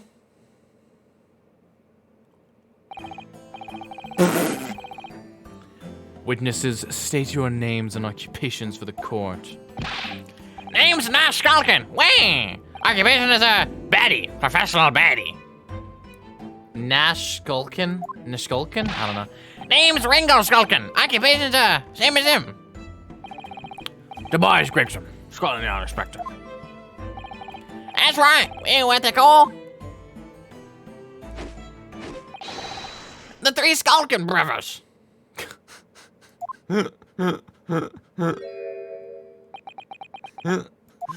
This is funny. What you looking at me locked up for? Don't let me in with you lot. God blame me, that's cold. Don't you know what we're good for? That's our older bruv. Lost contact with him we have. So we're scouring every shady corner of the capital. And then last night we came across you. The very spirit of the bloke. Ain't that right, Ringo? He is nice, he is. The very spirit of him. So we decided to know what we were going to do. We was going to call you. These guys are fucking amazing. Big bruv Skulky. Come on, leave it out, you two. Skulky Skulkin. Sulky Skulkin. And that's before he's run out of chips. Oh then, Inspector Sulky Gregson. Begging your pardon, my lord, but the name's Tobias. What I would like to know, Inspector, is what you are doing in the witness stand. The Skulkin brothers are currently under arrest, my lord, on the suspicion of theft. Huh. Thieves, are they, these three? That's funny. This is gonna be a good bit. No, my lord, begging your pardon, but please don't let me in with this lot. 2 nights ago, these two brothers illegally entered an establishment with intent to burgle.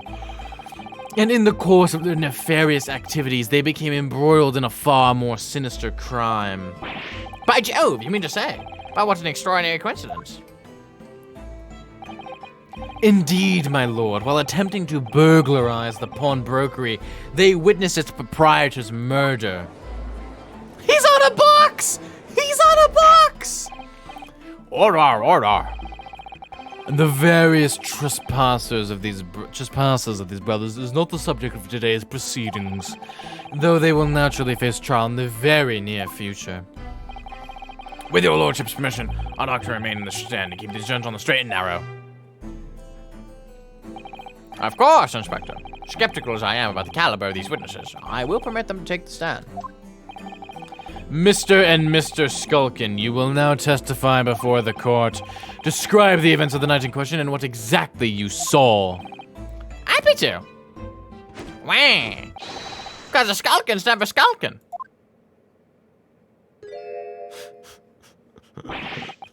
Get out of it. This is gonna be a good one. Witness testimony. Let's do this. Illegal entry.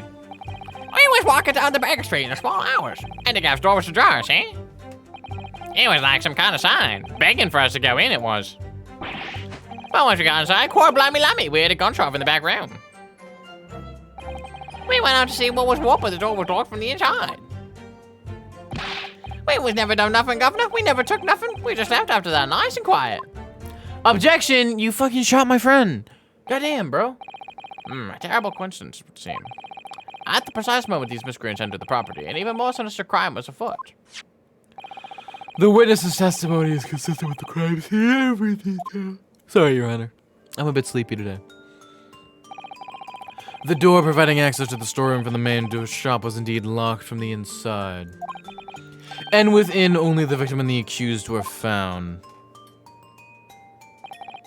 I must say, it does appear to be an overwhelmingly simple case. Still, the defense may cross-examine the witnesses now, of course. Counsel, if you please.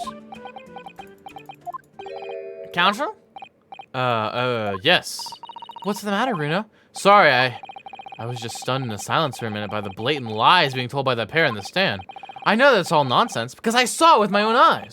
I'll just have to expose their testimony for the pack of lies it is. Let's fucking go, Renosuke. Cross-examination. Illegal entry. Alright, motherfucker. Hold it! The front door of Windibanks was ajar, you say. What time of night was this? Must have been about 1. Right, Ringo? Yeah, I'd say so. Right, Sulky? How would I know? Oh, I didn't mean to do that. Place would have been shut in once in the morning, just like every other shop in town. Yeah, it was pitch black inside, it's true. Ain't that right, Ringo? No, I'm not so sure, Nash. I seem to remember a little light burning inside. What about you, Sulky? Me old mucker? Oh my god. Leave me alone. There definitely was a small lamp burning inside. That's what alerted us to the situation in the first place. And when these gentlemen ventured into the open establishment, the accused Miss Gina Lestrade already had the muzzle of a gun trained on the unfortunate victim. Objection! That is pure conjecture. Huh. Perhaps, but it changes nothing. These brothers inadvertently wandered into the middle of a cold-blooded murder, simply because they found the door of the victim's establishment open and ventured inside. Right, that's what happened. It was like some kind of sign, begging for us to go in, it was. Hold it! Hold it. What are you trying to suggest? That you had to go in? Well, God moves in mysterious ways, they say. Don't they, Ringo? They do, Nash, they do. Nash Ringo? Ringo Nash? Nash Skulkin? Ringo Skull? I have no idea what their names are about. Must have been some sort of providence, I reckon. God's will often presents itself as the whim of thieves, does it? It weren't no whim, I'm dead sure of that. It weren't, Nash, it weren't. Like we said at the time. You don't just find doors open in the middle of the night like that. Nah, there's no two ways about it. It was a sign that our long-lost brother was inside. They're not very good liars, are they? Well, you can't deny it. It led us to a bloke what looks like just like our bruv. I said cut it out. These chips are getting a chomping today. But once we got inside, quite lovey, we had a gun in the back room. You guys literally aren't even gonna be able to understand my talking. A gunshot, you say? Just the one? Are you sure about that? Yeah, just the one, Governor. I can swear to that. It was, Nash, it was. Ain't that right, bruv? The firearm used belonged to the victim himself. Yes, Mr. Windibank always used to leave his gun lying around on the counter. Right, I remember. When we examined it, we found the revolver was completely out of rounds. That makes sense. Mr. Windibank always used to say he only ever kept a single bullet loaded. That's true. I remember him saying that as well. So we can say with considerable certainty that only a single round was discharged from the firearm used as the murder weapon. Yes, my lord, we can. And I should remind the court that the firearm in question was discovered in the hand of the accused. Wonderful.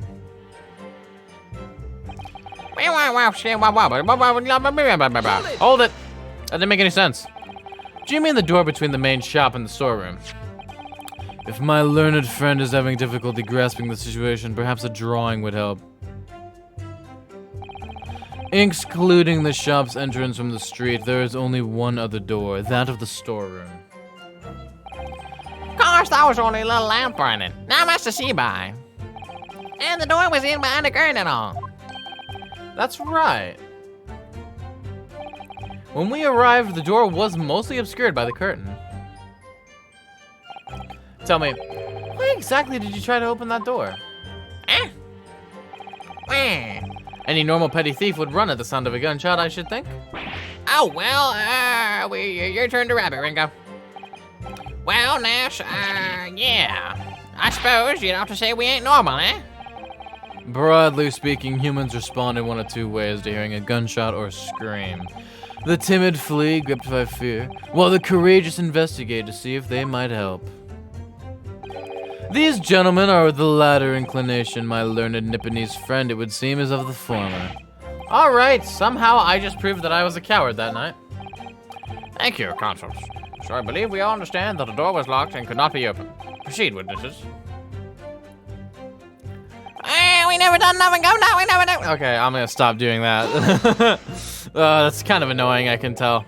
You didn't do or take anything. Is that your story? Well, it was bedlam too much, wasn't it? It was, Nash, it was. Didn't even have time to pull me dukes out of me Lucy Lockets. So with no time to take your hands out of your pockets, you just left nice and quietly, you say? That's right, Governor. Nothing we hate more than violence. Peace-loving nibblers we are, not bludgers. We are, Nash, we are. Never even pulled me dukes out of me Lucy Lockets. So you'd clearly like us to believe. Come again? As you fled from the pawnbrokers that night, did you not run into anyone else? And did you not fire a gun at that person? Since you're alive, you fired a gun, you say? Blimey, Governor. You ain't telling us it was you in the doorway. It was. Why the bleeding Nora? Didn't you mention that before? You were armed with a gun, and as you fled the scene, you fired that gun at London's greatest detective, Herlock Sholmes! They shot the great Mr. Sholmes? I did hear that, actually. There was a rumor he'd been rushed to a hospital. The great Sholmes? That's beyond the pale. On the night in question, this pair were arrested by the police within minutes of the discovery of the crime scene. Their suspicions' countenance rapidly gave them away. And when searched, a firearm was indeed found in their possession. Furthermore, the barrel showed signs of a shot having been fired from it. The prosecution invites his lordship to examine the firearm recovered from these brothers. Yes, indeed. Remnants of powder around the muzzle, as you say, Counsel. I love the Russian fucking revolutionary, dude. The court will hold this weapon as evidence. Skulkin Brothers gun. Well, we gotta check that out now too, don't we? Now my learned Nepalese friend. Kiss me. Okay,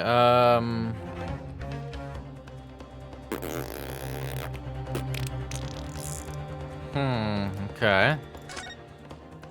I guess they were supposed to be peace guys, but wow, so there's still ammunition loaded in 5 of this revolver's 6 cylinders. Yes, which tells us that only a single shot has been fired from it. Exactly. The bullet that hit Hurley, in fact, isn't it? Yes, it happened almost as soon as we walked in through Windibank's door. I'll make those brothers pay. Ooh, Iris. Okay, okay, shoddy. Yes? Here's to you successfully presenting the evidence. For yes, there are telltale signs of spent powder on this gun, and a single bullet missing from the cylinder. But the prosecution demands evidence that it was fired at the scene of the crime and under scrutiny in this trial. Well, I don't need evidence, because I was there. Objection! That is not, even I know that's not gonna work. However, the rest of us in this courtroom were not.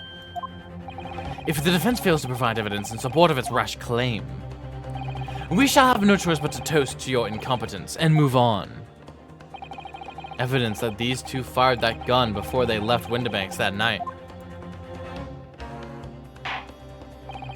The court demands that all claims are affirmed with clear proof.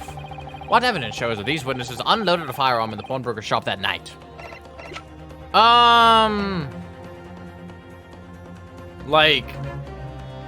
Like literally though? Okay, I'm just gonna save. Because I'm pretty sure they don't want me to present the revolver, right? But I'm gonna present the calendar. No? Oh, maybe not.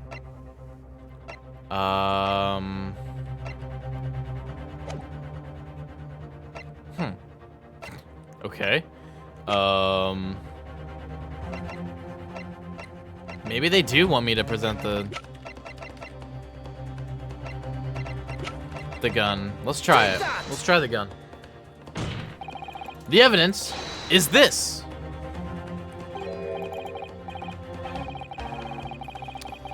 Okay. Okay, I get it. I get it. I get it. Okay.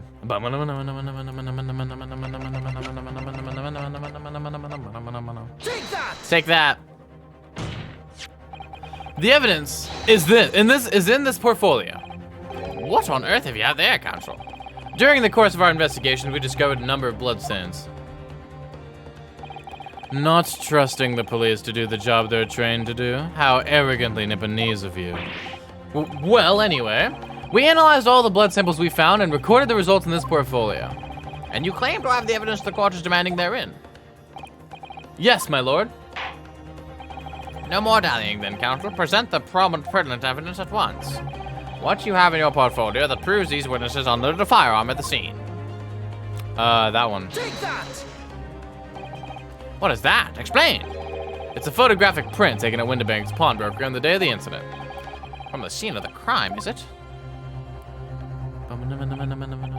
Is that a bullet hole? And if my eyes don't deceive me, it appears the bullet is still lodged there. Green blood must be Sholmes, then. That must be what it is. Honestly. Yes, as your lordship noticed, the bullet pierced Mr. Windibank's calendar. The date being shown, the 16th of April, the very day of the pawnbroker's death. The incident occurred at 1 hour after midnight. But this incident... Indicate the summer shot of fire the 16th. Woo! That's right. And while it isn't irrefutable, the defense believes this credible evidence that the witnesses did fire a round from their gun at the pawnbrokers that night. Ah!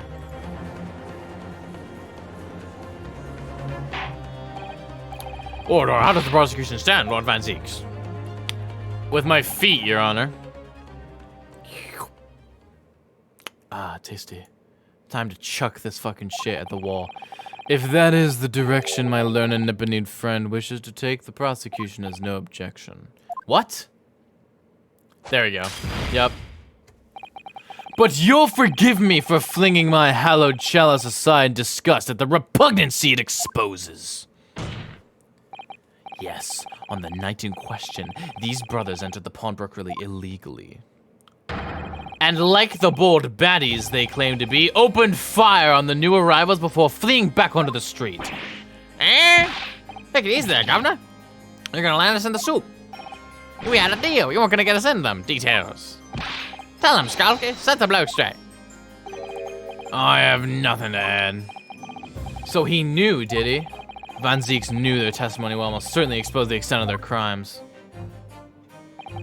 It would seem now that I owe my learned Nipponese friend a word of gratitude. What do you mean? What I mean is that you have helpfully confirmed an important fact. To what fact do you refer, Lord Van Zieks? As has been established at the point of their arrest, a single shot had been fired from their brother's gun. However, if that shot found its target in Mr. Sholmes, then clearly these witnesses cannot be accused of the fatal shooting of the proprietor and victim.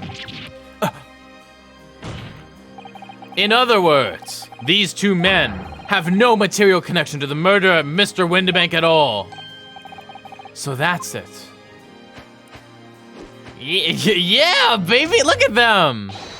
That's it. We'd have nothing to do with it. We didn't, Ash. We didn't. That's what I reckon. Your crimes include unlawful entry, intent to steal, perjury, and let us not forget attempted murder. Quite a catalog, yeah, fellas. We're in for it now, bruv. Now then, let us take a moment to consider the aforementioned great detective, Mr. Herlock Sholmes. It would seem the man patronized the pawnbrokers in question somewhat regularly. Where's he going with this? Mr. Sholmes appears to take pleasure in tinkering with eccentric machinery. Eccentric? Says who? Not me. Don't give me that look. He installed a pair of machines like this one in the victim's shop. Oh, that's one of Hurley's red-handed recorders. What is that, Counsel? It has the appearance of a photographic contraption. As your lordship has surmised, it is indeed a camera attached to a small timing device. Every half an hour, it automatically photographs the interior of the establishment. The idea being that if a thief were to break into the shop, he would be caught red-handed.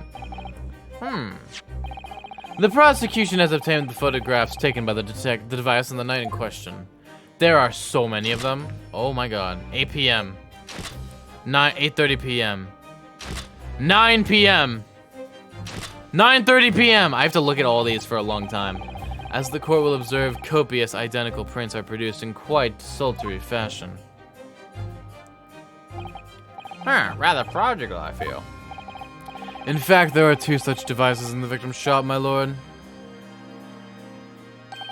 If I may refer to the court to the plan of the premises, their respective positions are here and here.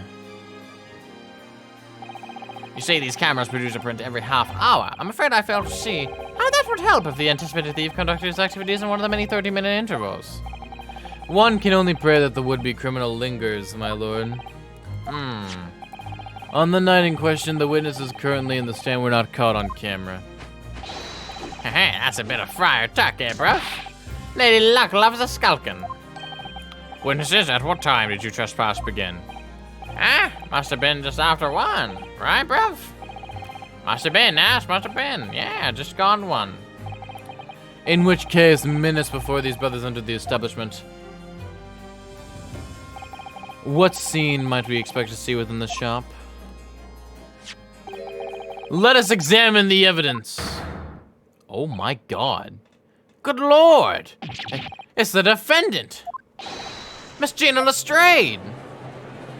That is a very incriminating photo, as the court can clearly see. Jesus. The accused is pictured gun in hand, facing the victim over the shop counter. No doubt coercing the proprietor to open the door to his storeroom. Damn, dude. Quite. One can only too easily imagine the events that unfolded. The court will take this photographic print as evidence, if you please, counsel. Holy fuck, dude. That's crazy. Ugh. I don't believe it. Ginny. I can't. Oh, shoot. Okay. I can't turn it. In short, the accused is the only person who could possibly have killed Mr. Windibank.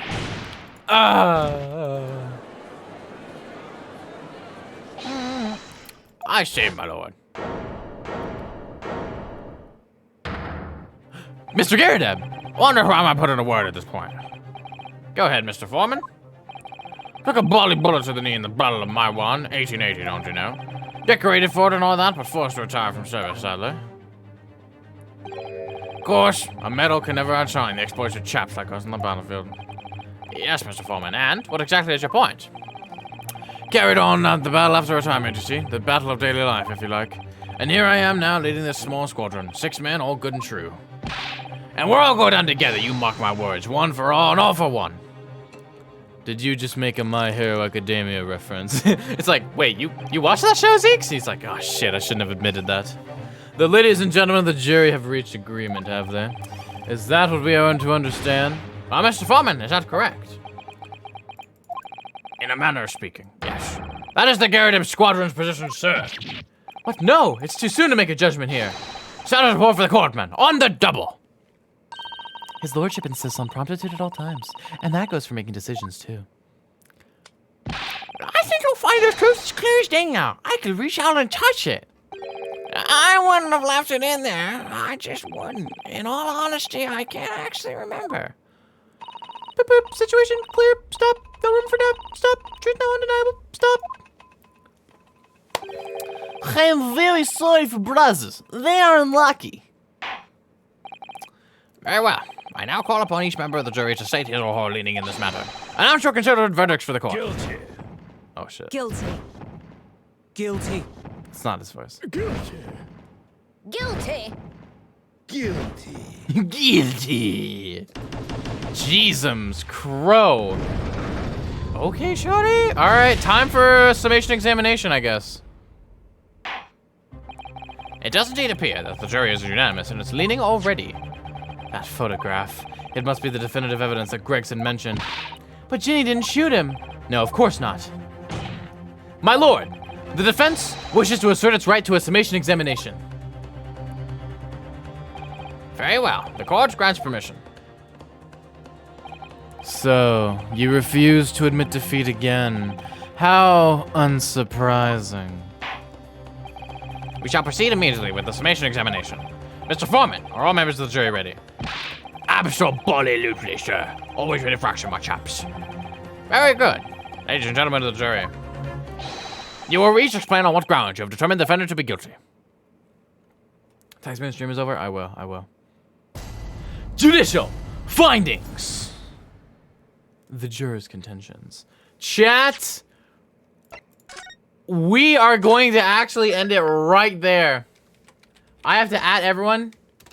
We are going to do a big raid right now. I would appreciate everyone hopping into stream. You have 4 minutes. Let's make this awesome. Okay, save complete. Back. There we go. I'm just gonna do my little savey save just cause. All right, okay, back. Close window. Okay, chat. We are going to do a raid, and we're gonna wait for people to get here for the raid, okay? We're gonna wait for people, okay? We're gonna wait just a second. We're gonna wait until it's 2 hours and 30 minutes. Waiting for a raiding party. All right, there we go. All right, chat. We're gonna wait for everyone to hop in, and once we reach 2 hours and 30 minutes, in two and a half minutes, we will begin. Oh wait, I'm a mod. Hello, Impact. Yes, I give you moderator. How you doing today, good sir? In 2 minutes and 30 seconds, we will start a raid on the Nostalgiathon charity live stream. It is a live stream that they're raising money for charity right now, and they're epic gamers. And we're gonna raid them with as many people as we can. So we're gonna wait until 2.5 hours. Let me throw away my soda and whatnot. Chat, I'm a strip. Chat, you guys ready for this? You guys ready? Oh yeah. Look at that strip. Oh my goodness. I always just do it, man.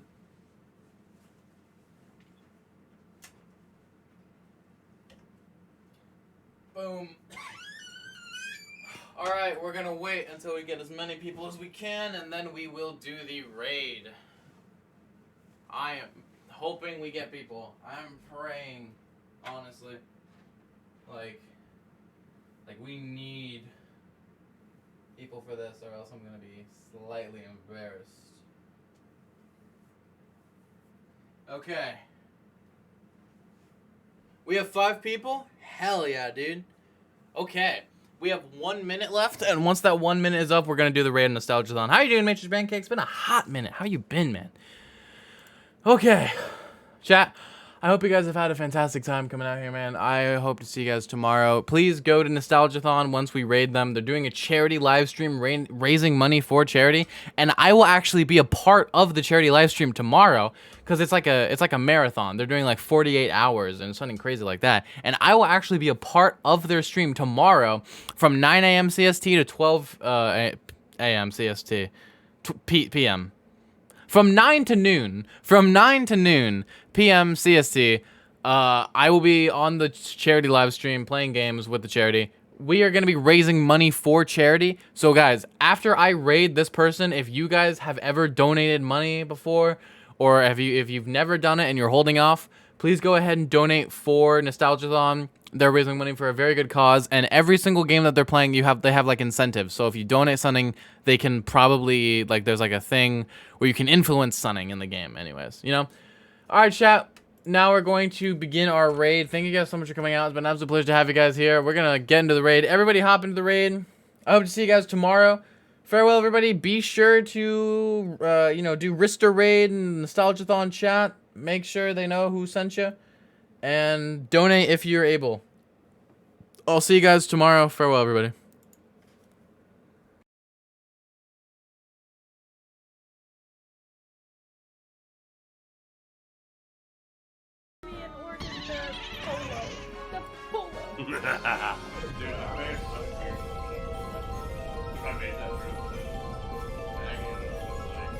Oh. Yeah. Oh, Rister's here! My brother's raiding us from his stream. Yeah. Let's go. How's it going? We're literally about to switch games. Yes, but we are. It's great to see all of you. How'd the stream go, Matthew? my goodness, 24 hours? Bro, we're going to 48, so... Yeah, 48 is the goal. Sorry for the smaller raiding party win alright. That's fine. What? Yeah. Well, Matthew usually gets, you know, Oh, he that could usually hit. raid someone with probably 10 to 11. And of course, Today we- Michael has taken this opportunity to hide today. Michael! It's the top of the minute, course. on the Yeah, minute that's- hydration break. Right when we think he's gone. New friends from Matthew's chat. Let me just explain. We are raising money for St. Jude right now. We've already reached our initial goal of 600. Very exciting, but we're still raising as much money as we can for St. Jude. He can probably get a bigger one tomorrow. It was Ace Attorney Day, which are typically smaller groups of people watching, is what he said. Oh, get it. We are raising money for St. Jude. If you're interested in donating, you can do $7. We'll have one of us do a Bean Boozled.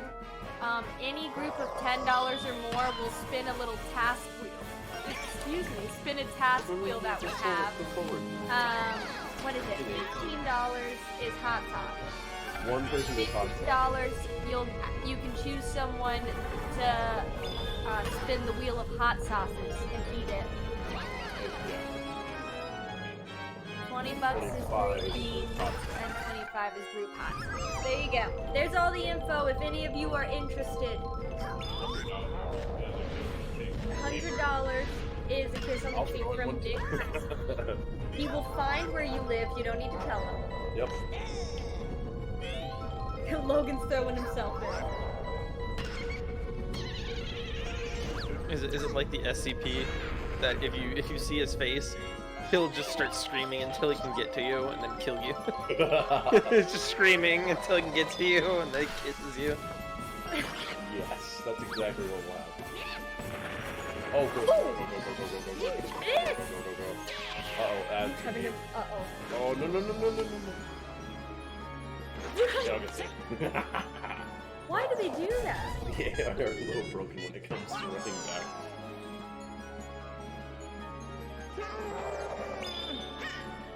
Oh, Oh. But he didn't throw it. What? What? why'd he just hold it?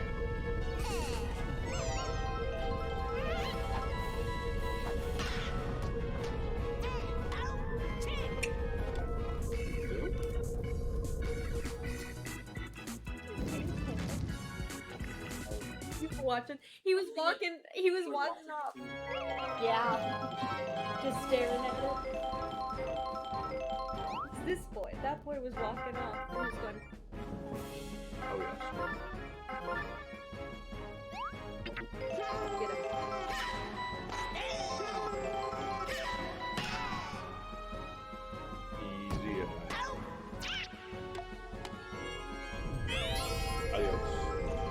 New chatches. Stink bounty here.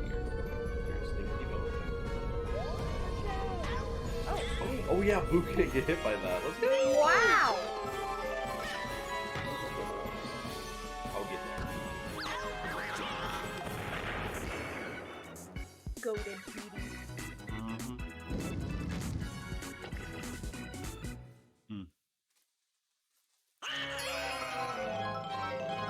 I'm tired for absolutely no reason. I'm gonna go lay down. Okay, go lay down. Bye, Michael. Welcome back.